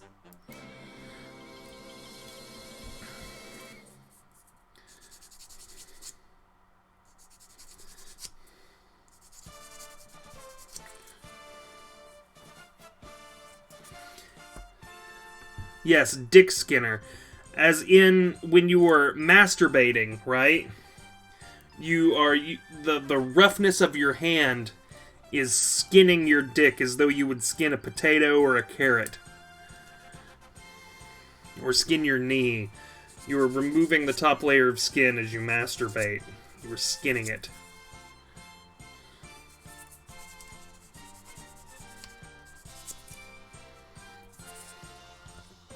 See, there you go.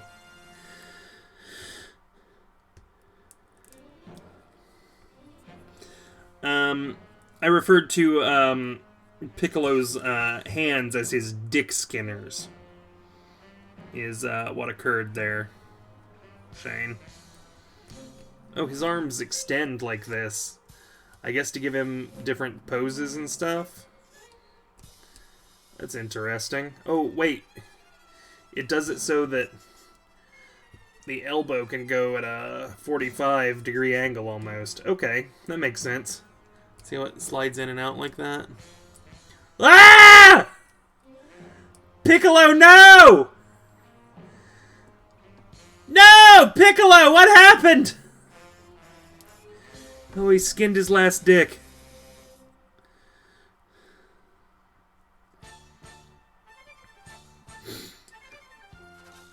Okay, so this side is done. That page is finished.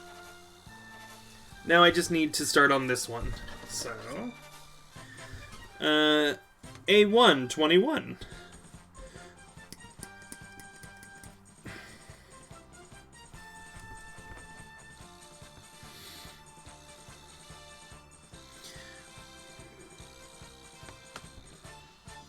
Oh. It's this red band.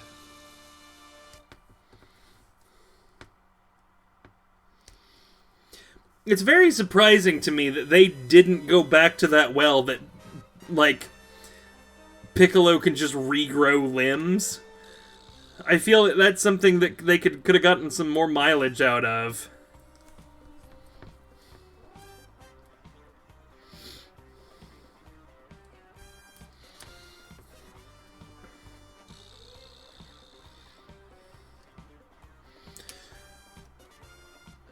Because what, he just does it that one time when he's fighting Raditz, doesn't he?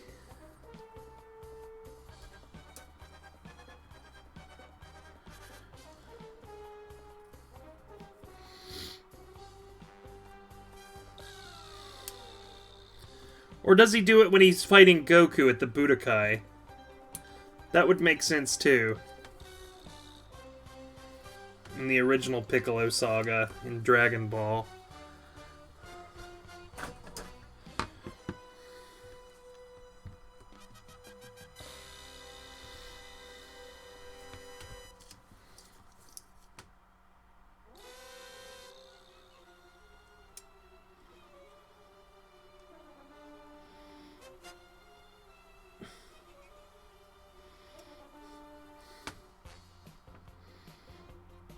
Oh yeah, that's right.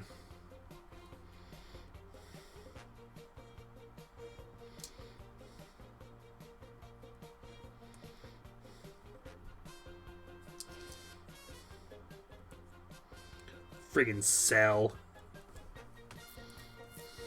What an asshole.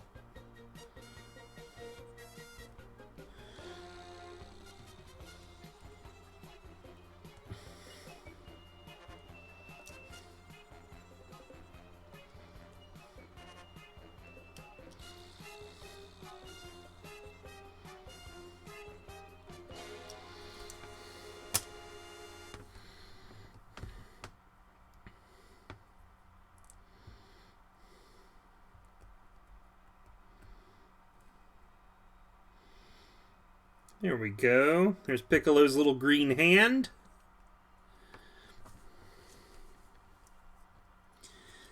Little red armband is going on. And his little hand.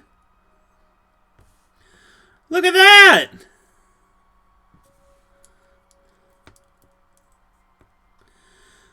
Look, we've got Piccolo's whole arm!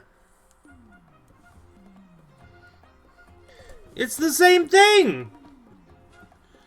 Look, here, he's doing... See, he's skinning the dick. That's why it's his dick skinner.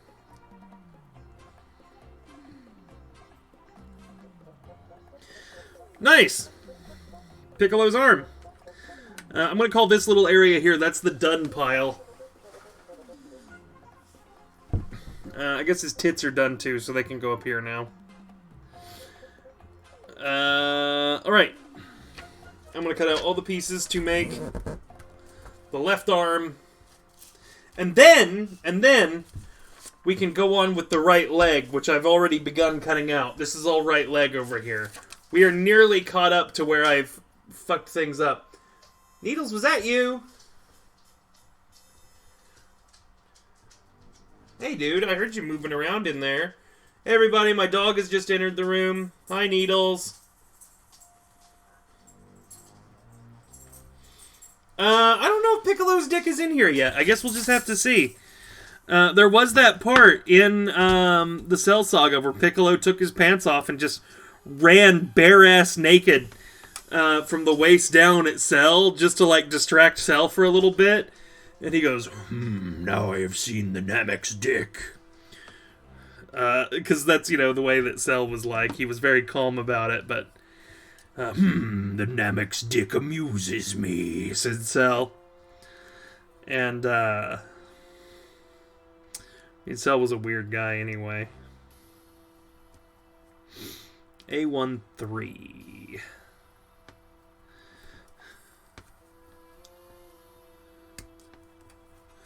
Krillin was like, Piccolo, you should distract Cell by running at him with your pants down.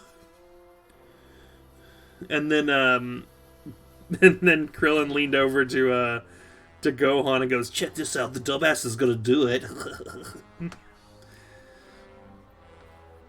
Piccolo was like, perfect idea, Krillin, my friend.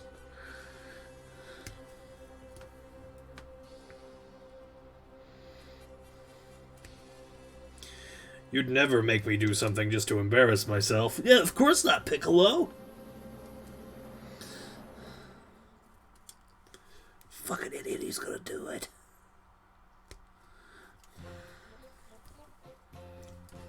Ooh, this fucking song.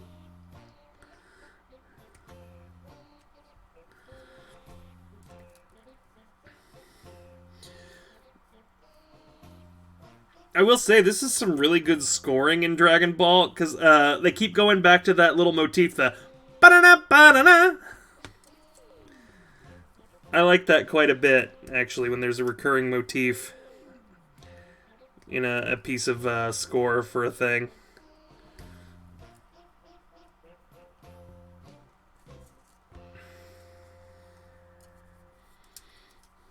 That's very clever.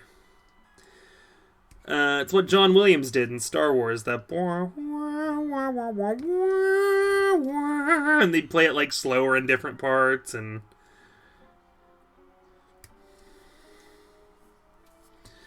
That's good scoring. You know, I feel like that John Williams fella, he had a good idea once in a while. The only things that are left to cut off on this one are his pointy fingers. So I'm going to cut these off. And here, it's just him when he's charging his solar beam or whatever the fuck it's called. That's a Pokemon move. And also his little cummerbund here.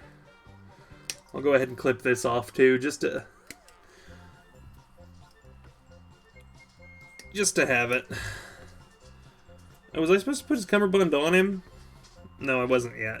I'll set the cummerbund here though. So if I start looking for his cummerbund, tell me I set it there. Needles, what's the matter with you, huh? No. I'm not coming out of the closet. I'm stuck in here. Like R. Kelly. I was just making a reference to Stuck in the Closet by R. Kelly and then just realized R. Kelly is no longer stuck in the closet. He is stuck in a prison cell. Good for him. Honestly, couldn't happen to a better person. Shitload of A2s on here. I'm going to cut them out.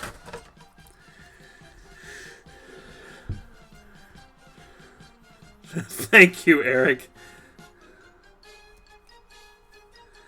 Oh, for those of you who don't know, Eric knows, Shane might not. My little work table is in my closet in my bedroom, where I do these. It's a little work table, so I don't have all this shit spread out all over my computer desk.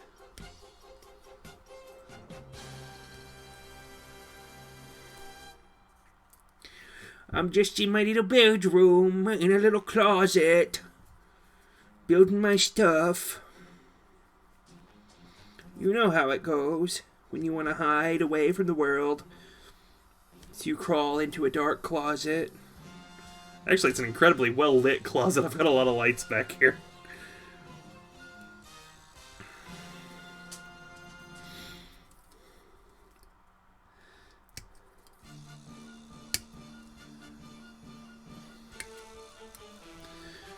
And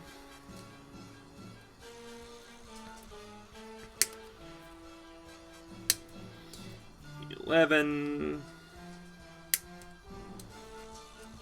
Yeah, so if you ever want to come to my house and steal a bunch of my art supplies, Shane, don't bother going to my computer desk. Just come into this little hole in the wall. It's actually very cozy back here. I like it.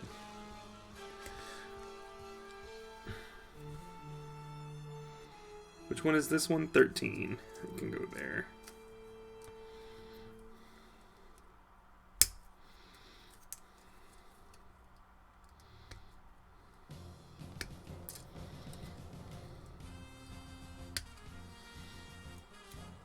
And 12. 23.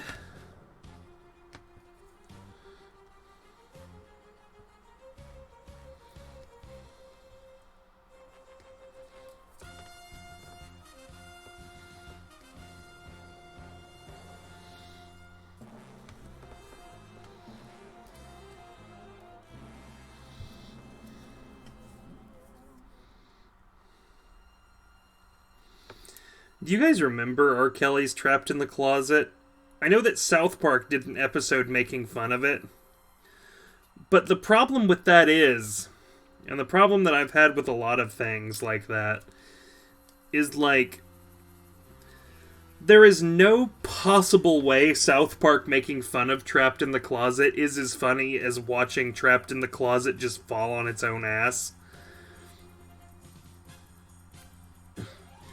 Like, there is no possible way that you can say something funnier than actually just watching it. It is actually impossible. I felt that way. I was at a friend's house, and they were, I brought up the Human Centipede, and they were like, "Oh, have you ever heard Daniel Tosh describe the plot of the Human Centipede?" And they played it for me, and it's like a 15-minute video where he just talks about the plot of the Human Centipede, and I was like, I've actually fucking watched the Human Centipede, and, like, the joke, he doesn't make jokes about the Human Centipede, he just describes the plot, but does it in like, well, and then he stitches their mouths to their assholes, and makes like a goofy ass face. And I was like, yeah, that's pretty much what happens in the movie that I've watched multiple times. I've seen the Human Centipede probably 5 times, because I actually enjoy the film. Because it is, so disgusting and tasteless, it's very fun to watch. Oh, look, he's got an extra pair of Tweedlers! Let's put Tweedlers on the extra head.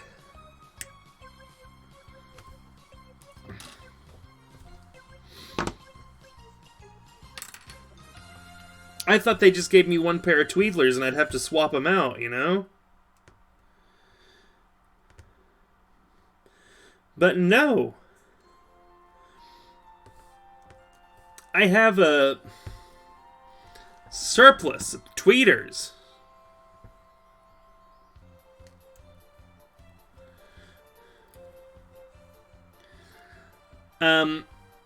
I like the Human Centipede, and I will defend it, actually. I think that it is, a movie that is well shot. The actors do well in it. It is disgusting and horrible, and completely tasteless.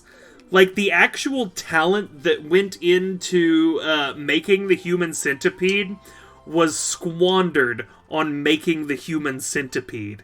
And that is what is appealing to that movie to me. Because it is, aside from concept, perfectly, like technically well made. But it's a complete and utter fucking shit show. And that's what's so funny about it. Like, I very much enjoy that film, both in context and in concept. It's, I can't think of any movie like it that in which they so confidently make something that people aren't going to want to watch. I enjoy it on a meta level, of course. I don't think that I can actually call it, like, good cinema. But, like, fuck if watching that movie is not an experience, you know?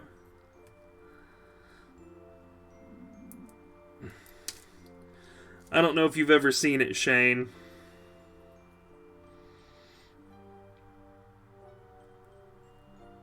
But it's a treat. I think this goes like this, but the instructions are wrong. Right? Here, let me... I'm trying to figure out... Yes, yes.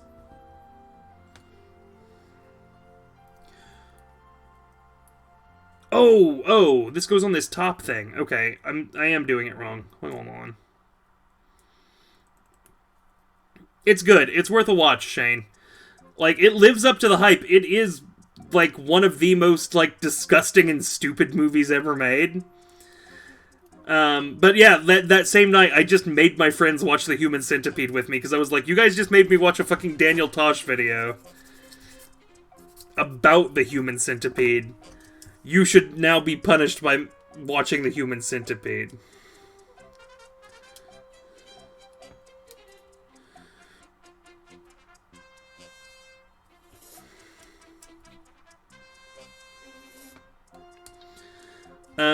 The Human Centipede 2 is also an incredibly difficult watch. For different reasons. It's even more unpleasant. But...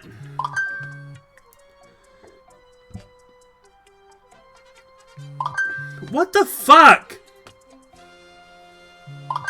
Oh, they're gonna keep coming.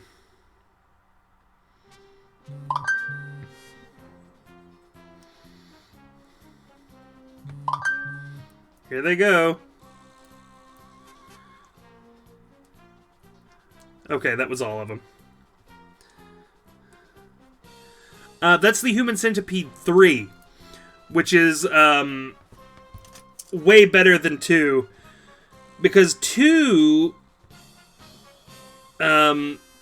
takes this kind of like meta-narrative, and it's about a gross little guy that is obsessed with the movie The Human Centipede, and he tries to make his own Human Centipede in, like, quote-unquote real life, but it's still a movie.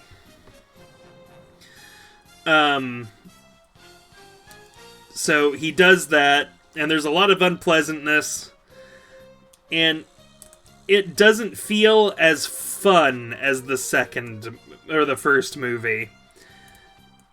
Which is hard to explain, I guess, because I don't know. But the third movie is a full-on cartoon, which also takes place in a world in which the first and second movies are a movie. And then, so, like, in the second movie, the first movie is a movie. In the third movie, the first and second movies are a movie. Like, or they're actual movies. And, the warden of a prison decides to make all of his prisoners into a giant human centipede based on the movie. And the director, Tom Six, appears as himself in the movie. It gets very weird and meta in kind of a funny way. Because it's utter fucking garbage. And the movie, the third movie, like, the second movie, like, was trying to be unpleasant in a very serious way. The third movie is trying to be unpleasant in this, like crazy Looney Tunes way. Like they take the unpleasantness of the unpleasantness of the first movie, in which the first movie was supposed to be just so galling that they did it. The second movie was supposed to be so violent and disturbing, like, and a little more realistic. And the third one is supposed to be completely unrealistic entirely. And, like, just be this weird cartoon.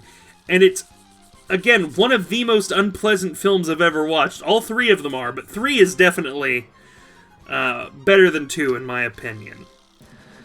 Hello, my name is Samuel K. Welcome to my new show, It's Talking Centipedes, where I just talk about the Human Centipede movies for a long time. I also realize that when I talk about these movies, that I have so much more patience for bad movies than other people. So take that with a grain of salt, because I will say, I enjoy all 3 of the Human Centipede films, but that is because I have such a low bar to get me to enjoy a movie. And I realize that I have bad taste. I actually have really good movie taste. It's just that I can recognize when something is shit, but that usually doesn't bother me, I guess, is what I'm trying to circle around back to. I understand when what I'm watching is shit. That doesn't always necessarily make me dislike it. As long as I can get through a movie and I am not bored, I will give it a positive review usually. Yeah, that's entirely true, Shane.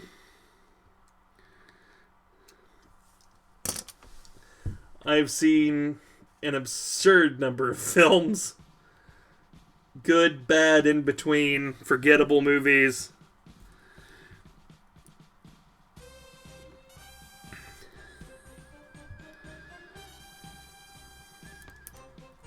Like, I guess that's part of it, because, like, I'll watch The Human Centipede 2 and go, well, it wasn't as bad as blank.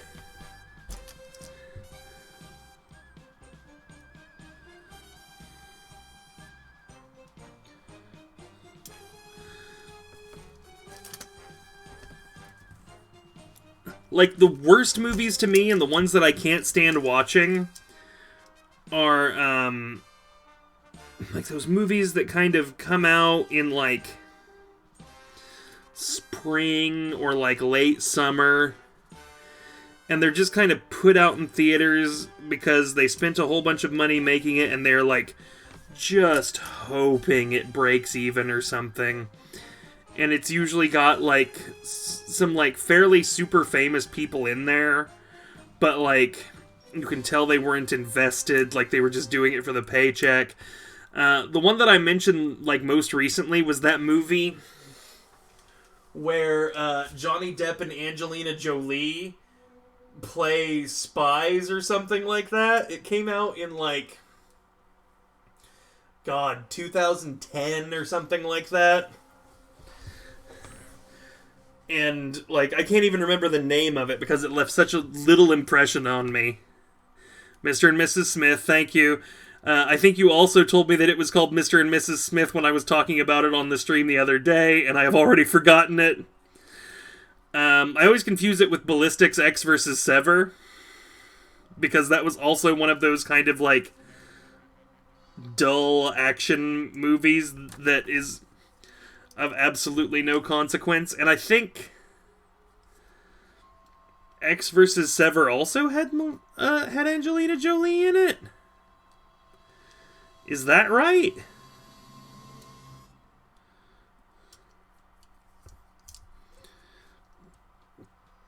I don't know. I have seen Ballistic X vs. Sever. I have seen Mr. and Mrs. Smith. Oh, the other one was, what's that movie? It has, Owen Wilson, and I want to say, like, Eddie Murphy in it. I Spy, which came out in, like, 1999 or 2000. And it was a spy comedy about, was it Eddie Murphy? And was it Owen Wilson, now that I think about it? I don't recall. But it was like an action comedy that in some way involved a stealth jet that could physically turn invisible. That's all I remember about it. I went on a date to see it in high school. Like, I took somebody to see it with me. Right? I wish books had a trailer where I could, like, look at them and go, that looks like a bunch of steaming horse shit that I'll never want to watch. Or never want to read, rather. I also feel like when you read a bad book, you've gotten such a time investment into it. Because, like, if you watch a bad movie, you've only wasted 90 minutes or so. 2 hours. If you read a shitty book, you've dumped, like, 12 hours down the drain. It's always a bummer. Do I need any C1s here? Yes, I need a C11. A C111, a C11. I did that joke again.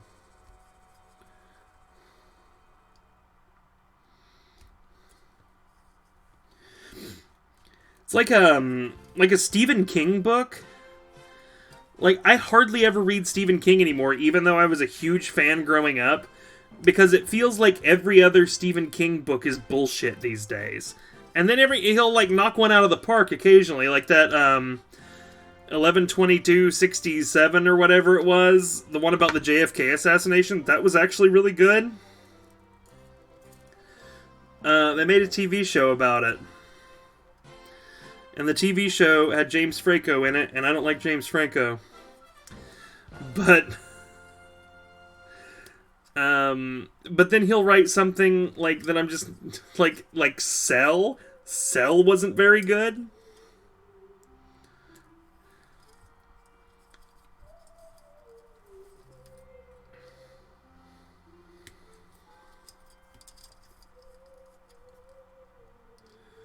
This song is great.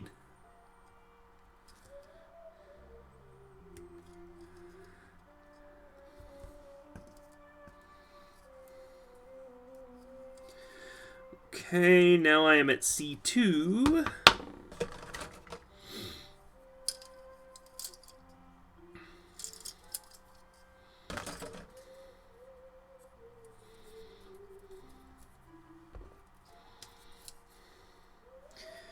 And I need 26 and 27.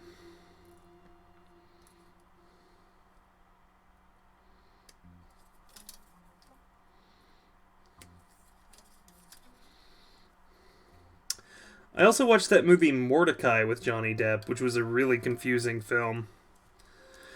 I feel like the source material I would enjoy, because it's apparently based on a book. But the actual movie that I watched was complete and utter shit. It was horrible. And I'm not sure why I watched Mordecai, because I knew it was going to be bad. It's a today's era drunken wife-beating Johnny Depp movie. Like, you know what's going to happen in a Johnny Depp movie at this point is that he's just going to fucking mumble his lines and shit and ruin the whole thing by his mere presence. Just kind of make you kind of sick to your stomach to look at him. Remember that movie Rango? That animated movie where Johnny Depp played a desert lizard? That was animated really well. I saw it in the theater. I don't remember nothing else about it.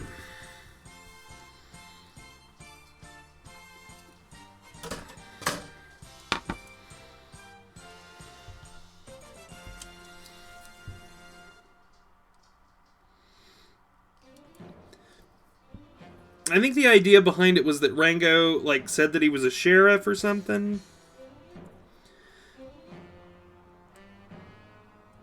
Went on madcap adventures.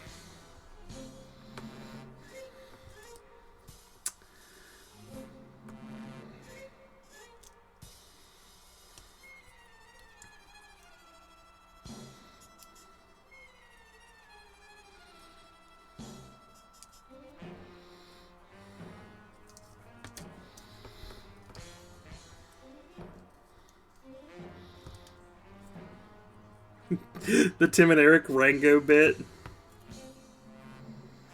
It wasn't horrible for a cartoon. Like, I mean, it was a well-made cartoon show. Okay, so I'm supposed to look at it from, I guess, this angle.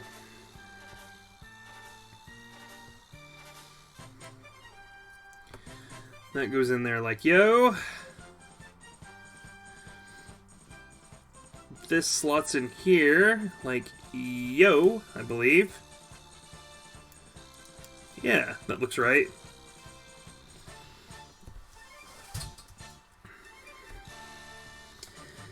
And this goes like that. Oh, is it a Nickelodeon movie? I didn't realize that.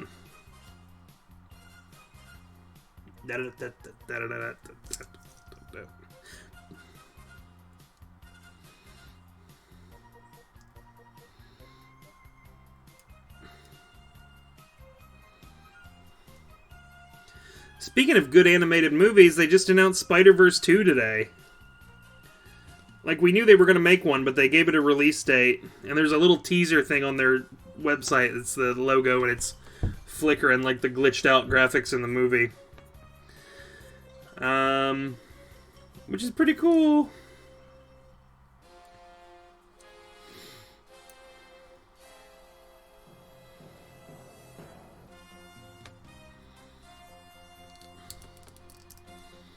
Yeah, it says it's coming out in April of 2020. Yep, the review embargo of Death Stranding was lifted yesterday. I saw an article that said, like, here's a Death Stranding review roundup. And it was just, like, links to the various reviews that have been released. And I saw everything from like a 6 out of 10 to a 10 out of 10. And so, see, IGN gave it like a 6 out of 10. And what that says to me is that Sony didn't pay IGN to give them a good review. Because IGN is bullshit. Russ from Polygon reviewed it, but I don't want to read... He didn't give it a numerical score, because I guess they don't do that at Polygon. And, like, numerical scores, whatever, but I don't want to read, an actual, review with paragraphs, because I don't want to spoil anything. I feel like the more blind that I go into Death Stranding, the more I'll enjoy it.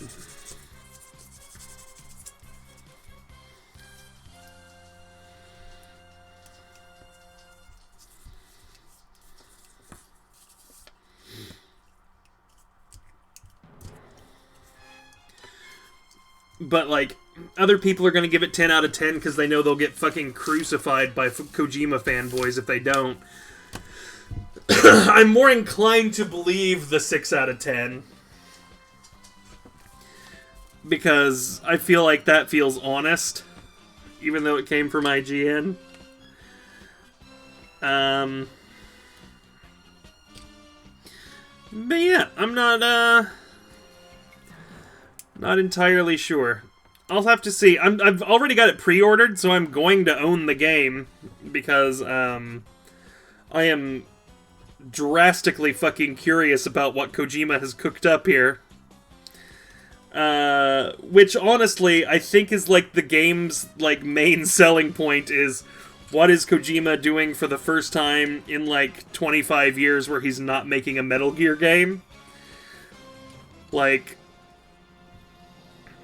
That is almost entirely the excitement for playing this game that I have.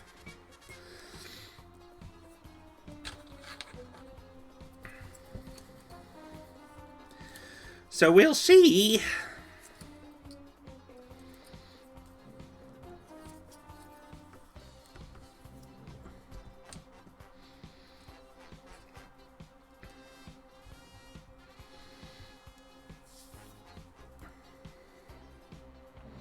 Oh, look, it's his cummerbund. I remembered that I left it over here.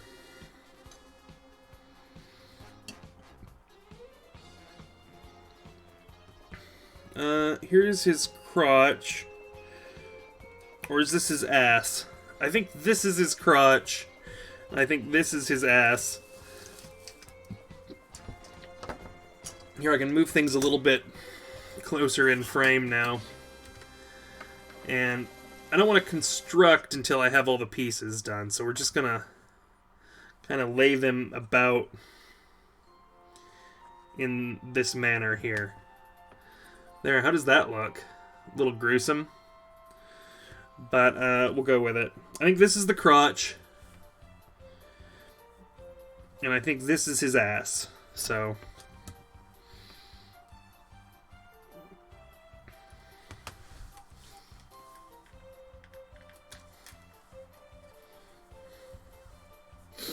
And I have laid it face down so that the world can kiss Piccolo's ass. That's what he would have wanted. But yeah, I read... I went to the Polygon review, and I just barely skimmed it. And, there's a little pull quote there that says that 10 hours into the game, Russ started enjoying it, and I was like, whew. 10 hours, huh? But that's been my experience with the first Souls game. I didn't really start enjoying it until about 10 hours in. So we'll see what happens, you know?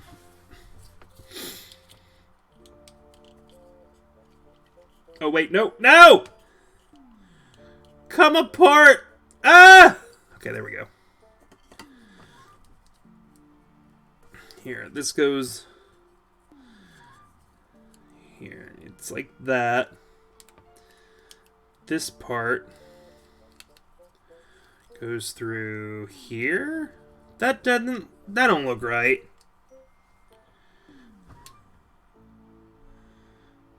That ain't right. This is right.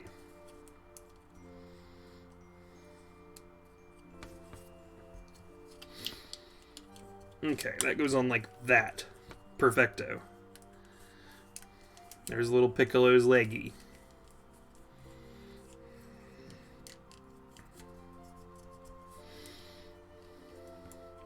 Do you think Toriyama just got fucking sick of drawing, like, wrinkles and folds and... Because everybody's wearing baggy-ass clothes in Dragon Ball. Even Bulma, when she's wearing sexy clothes, she's wearing, like, genie pants.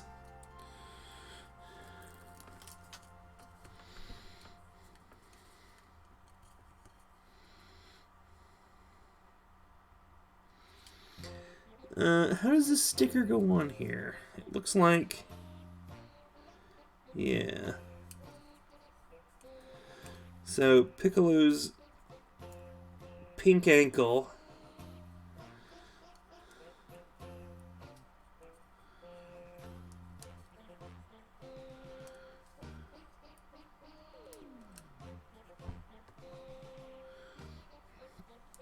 Goes in the front.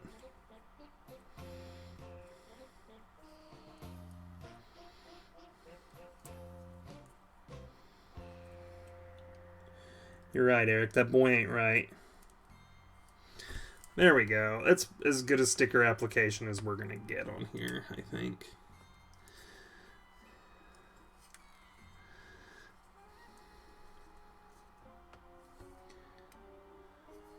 Just kind of make sure it's stuck down into the ridges and stuff. And then a... Yoop. His little foot. The bottom of his little shoe will go on here. I want to know why I've got a purple shoe. Maybe Gohan's shoes come with him? I don't know. There's his foot and his leg.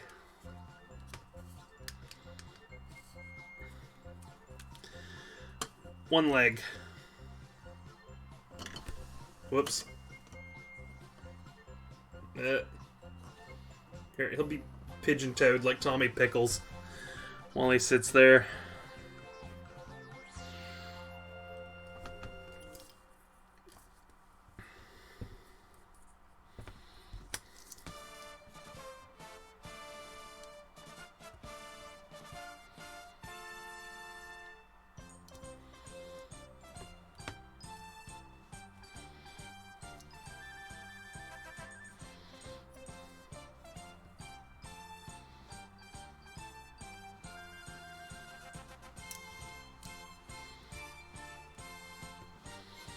Well, I just gouged a huge chunk out of his leg here. And now it won't come off. Come on. There it went.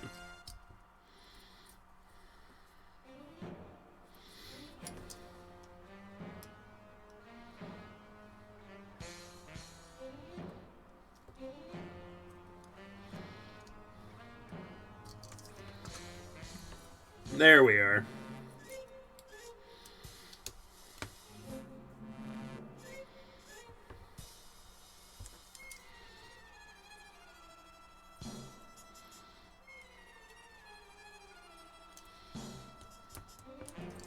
I need to get a shelf to put, like, right here. You can't see where I'm touching the wall.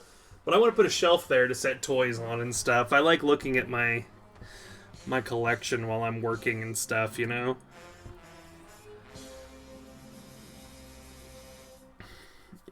So that goes in like that. Yeah.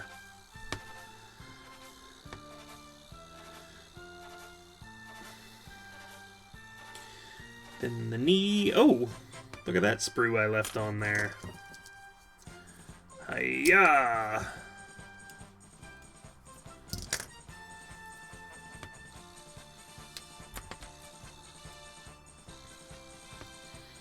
I think that this would be a really good format for them to make JoJo action figures, too. Especially stands.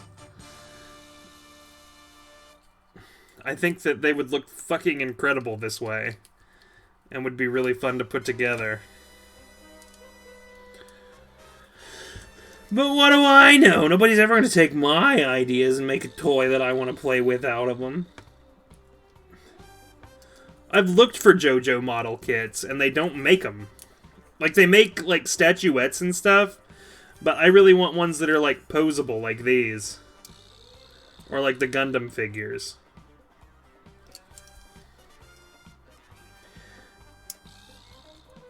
And they've got those, like, Medico Figma figures of JoJo characters, which look cool, but I want to put them together, damn it!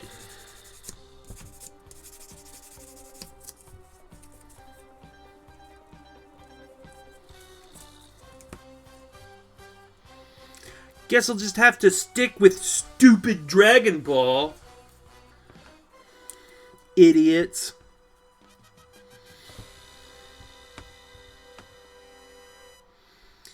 How does this go in here? Like, yo.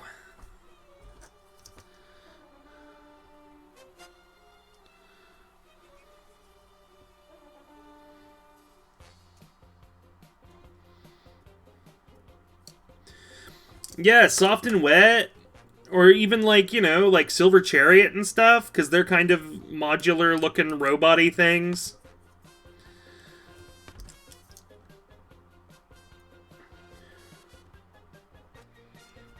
You could make some really cool ones. I think so, anyway.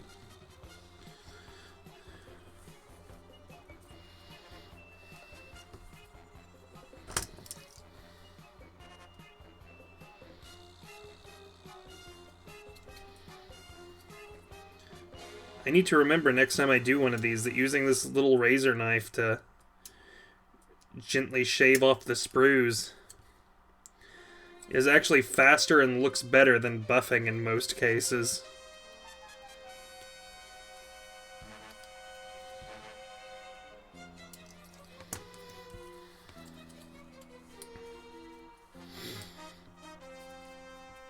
Okay.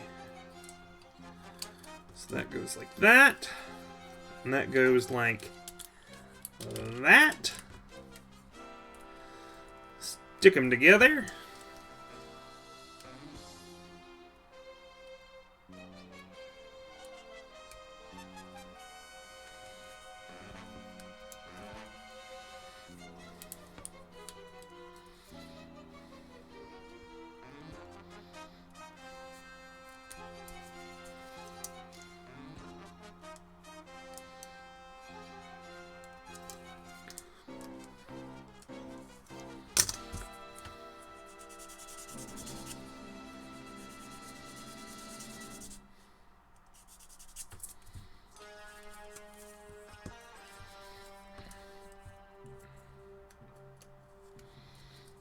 There. Sorry, I'm getting my hair out of my eyes. Ah! Where did I just knock over? I don't know what that was. Sticker time.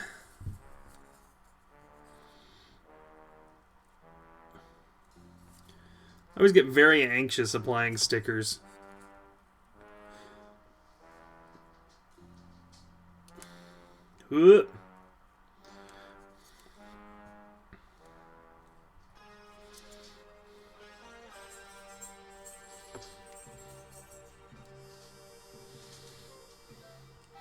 Although, on the Goku and on this one, the stickers are actually, like, really good quality. You can kind of fuck around with them a little bit.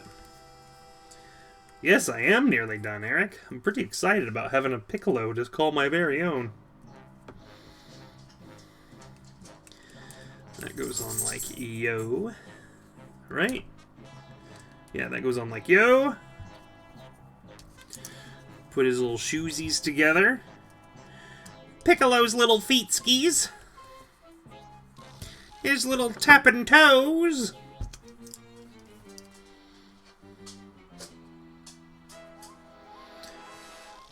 right before we started recording, I dropped something on the floor. And I bent over to pick it up. And because I'm in my closet, the thing that I dropped went underneath my desk, and as I leaned over to pick it up, I just, boom, nailed right in the center of my forehead on the side of the closet door. Absolutely fucking rattled my brain. It hurt so bad, and I was so angry. Just fucking obliterated my head. I actually died of a concussion. It was an incredible tragedy. This whole time that you've been watching this stream, I've actually been laying on the floor dead underneath my desk. So sorry to have left you this way, friends.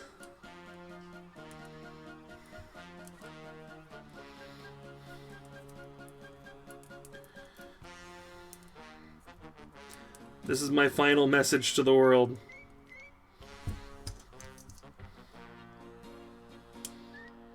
Yep. Gouged a big chunk out of there, too. Should be fine. Right. Then we'll attach his ass.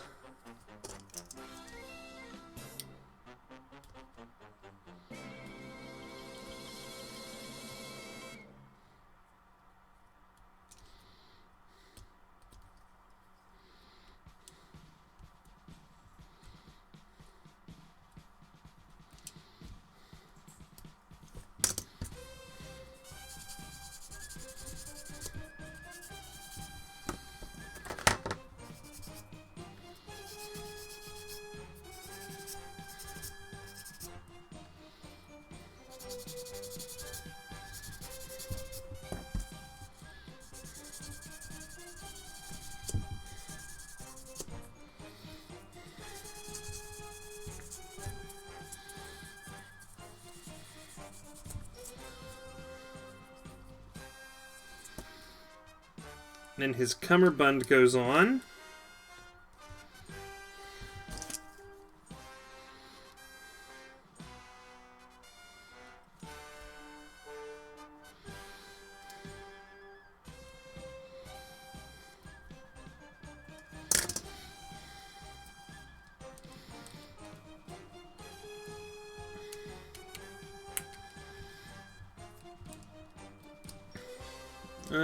Maybe it goes on. It's not wanting to. Come on.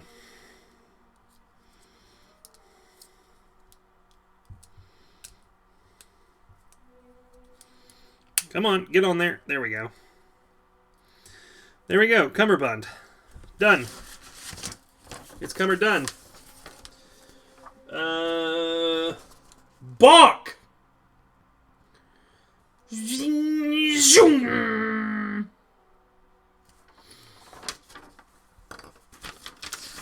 Alright, I think we're finally ready for the page that I started on, which was the final assembly page, I think. Hold on, I'm looking through the thing.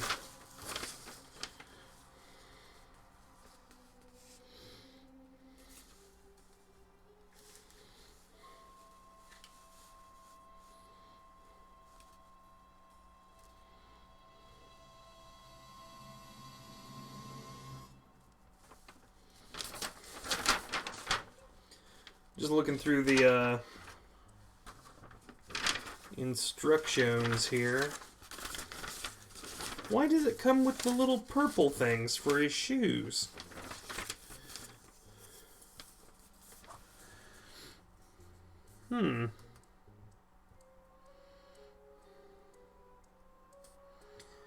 So...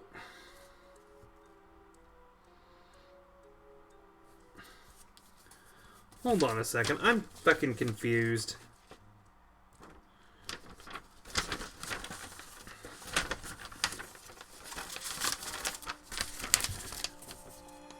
Oh yeah, the camera freezes weirdly when there's not anything on the screen moving. I don't know what the deal with that is, really. Because, like, watch, if I... whoop! See, if I move... okay, like, I'm gonna put the Okay, very slowly. Now if I go shot. Wait. Shot. See, I pulled it out really quick and it froze. Now watch this. I'm going to put my hand. 3, 2, 1. Whoop, it's moving again. I have no clue what's going on there. I think it's just a quirk of the camera. Like if I... Like, here we go. Here's Piccolo's ass. Bah! Wait, no, wait. Fa! Wait, no, shot! Wait, no, shit! Okay, well, never mind. It's not doing it. But yeah, it's been doing that. I noticed that. How strange! Alright, let's put Piccolo together. I will put on his cape. Because my Piccolo wears a cape. You know? Oh, wait. I probably shouldn't have put on his cape before I put on his arms. I put the cart before the horse here. Or I put the cape before the Namek.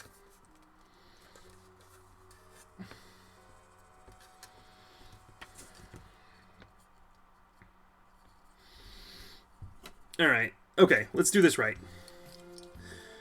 Alright. His... Am I missing a part?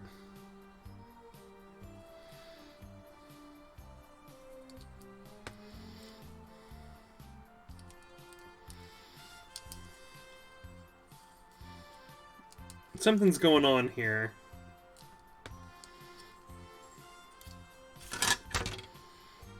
Am I missing something? So I've got his cummerbund.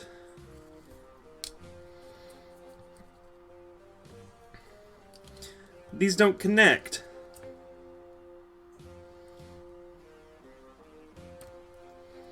What is happening?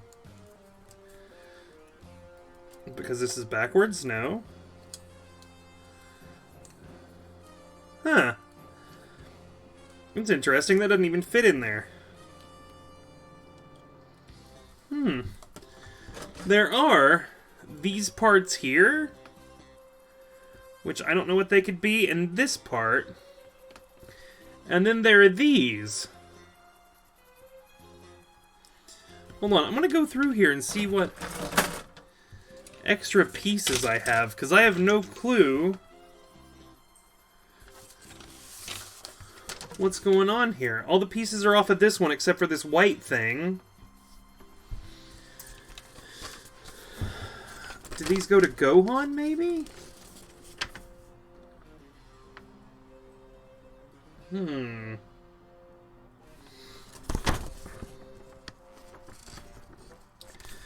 There's something going on with the waist that it's not connecting. Because, like, see here? This is the waist. And the next page here.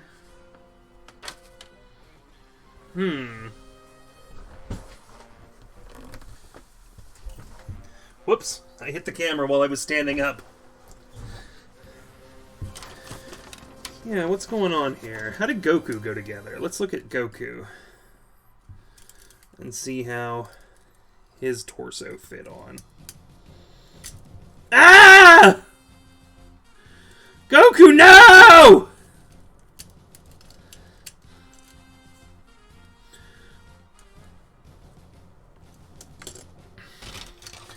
Goku! I'm okay. Don't worry about me, guys.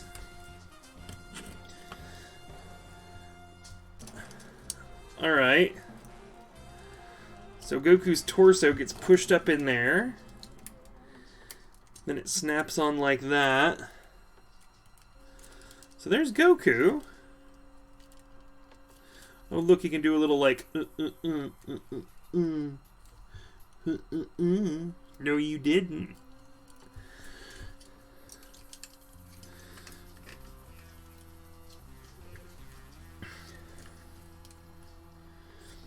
Yeah, there's something mysterious going on here. Because, look, when I take this, it don't fit. It don't fit. His cummerbund is too big. So what am I missing?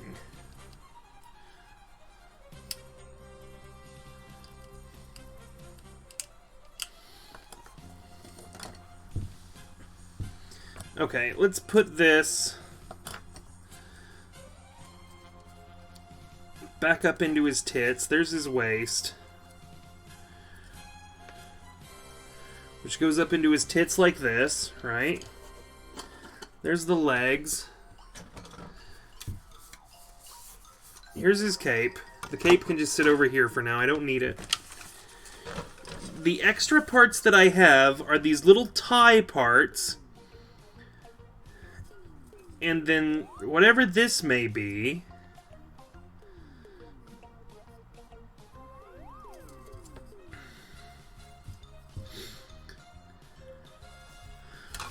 Let me see.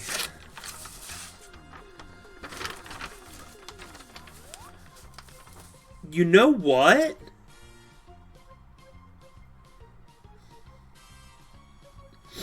I bet I know what's going on here. Look at this.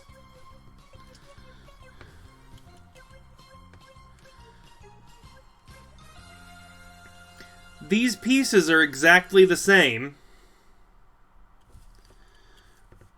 Look at this. I bet if I pull Goku's foot off... Come on, you fucker, come off of there. Keep playing the music, laptop! I bet I know what these extra parts are.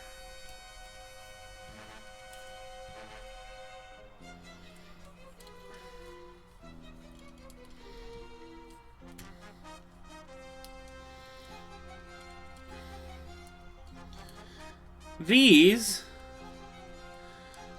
they reused Goku's pants for Piccolo, it looks like. Because look, there's these little tassels that go on Goku's shoes. Right there. And I bet these... Fuck, they are! Look, these are Goku's pants! It's the exact same piece! Here, let me get it the right way. Yeah, look, that's the exact same piece! You sneaky boogers! Yeah, because look, I can't pull Goku's shoe off. Because I bet there's a peg that's actually attached in here. These are Goku's pants, and those are Goku's tassels. So... oh, this is interesting. I've become fascinated now.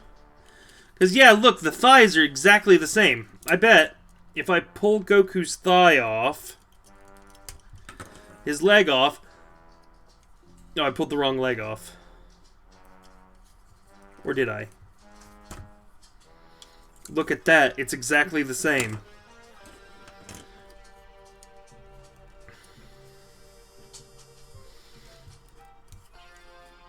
Interesting. Also, did I build Piccolo's legs wrong? I did.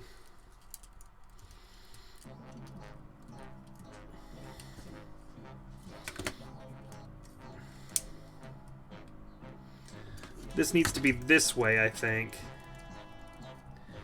Here, and then I pull Goku's leg off. Wait, what did I do wrong?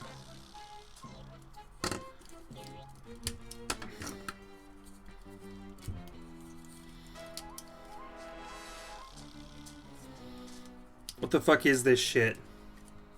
Oh, I bet this doesn't fit on Goku because Goku's got different thighs or hips.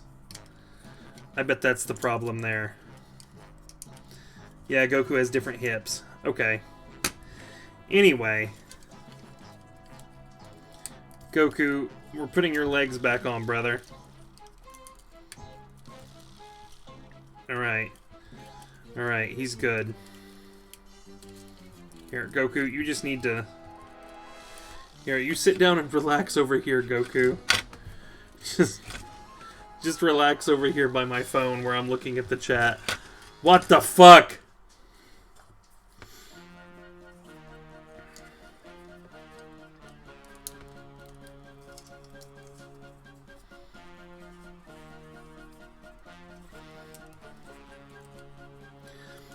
I think I put this piece on backwards. Hang on.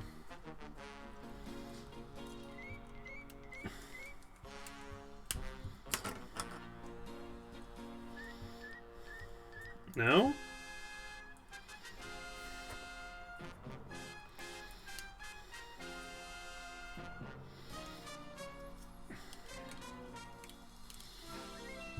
Here we go.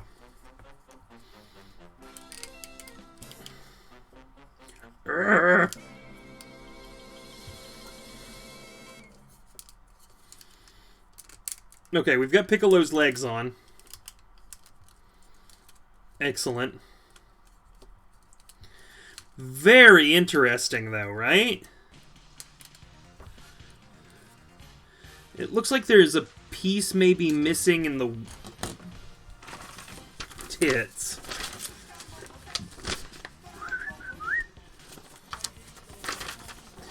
Let's see if there's a piece that I forgot to put on the tits.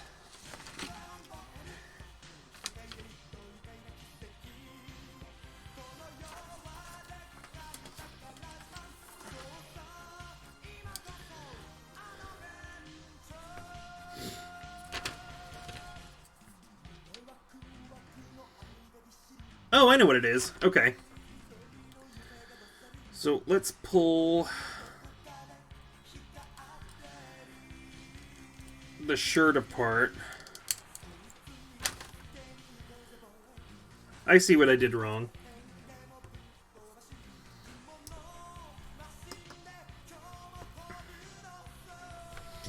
So that was supposed to be...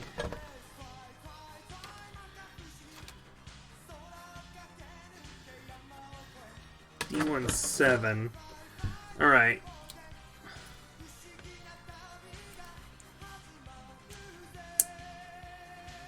There we go.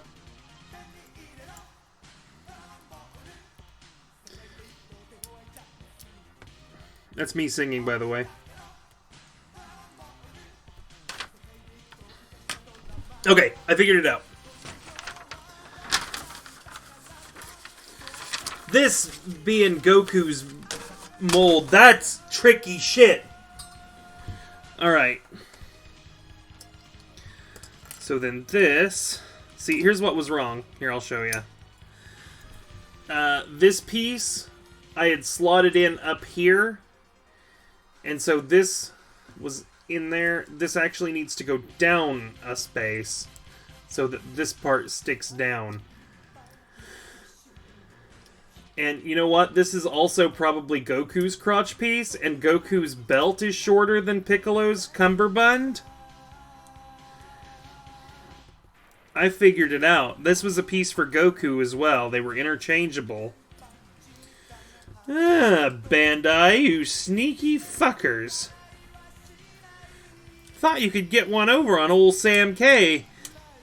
Didn't expect that I'd not follow the instructions and then have to look a little closer.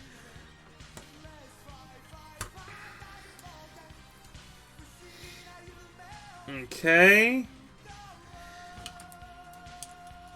Here are Piccolo's arms in the right spot. There we go. Yeah! Well, I mean, I guess if you're gonna be making, like, a bunch of guys who were entirely, like, identical from the waist down, you probably you don't need to waste money making a separate pair of leg molds for them. That makes sense to me. Just throw some different feet on there. Which is exactly what they did. There. It's Piccolo. Very sneaky, Bandai. Oh, you gotta take the head off to put the cape on. How does this... attach like that, I assume. Yeah, because it wants to stand like that. And then, oh, the arms pop out. There! It's so you can cross his arms. There! It's Piccolo!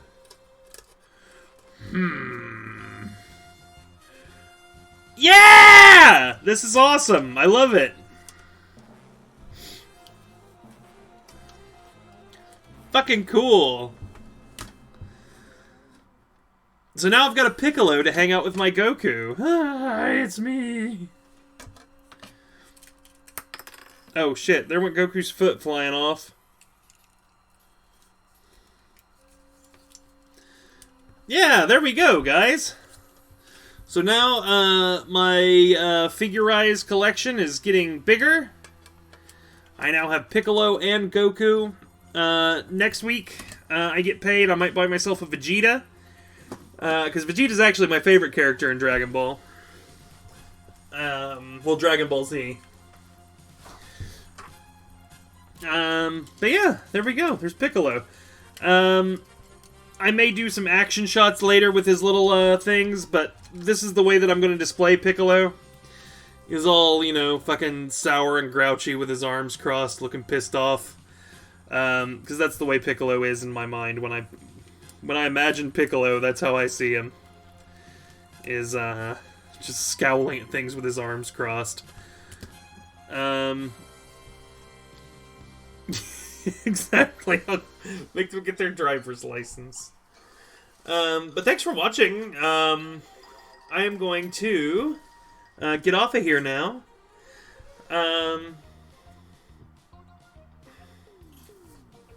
Yeah, that's very exciting. I'm very thrilled.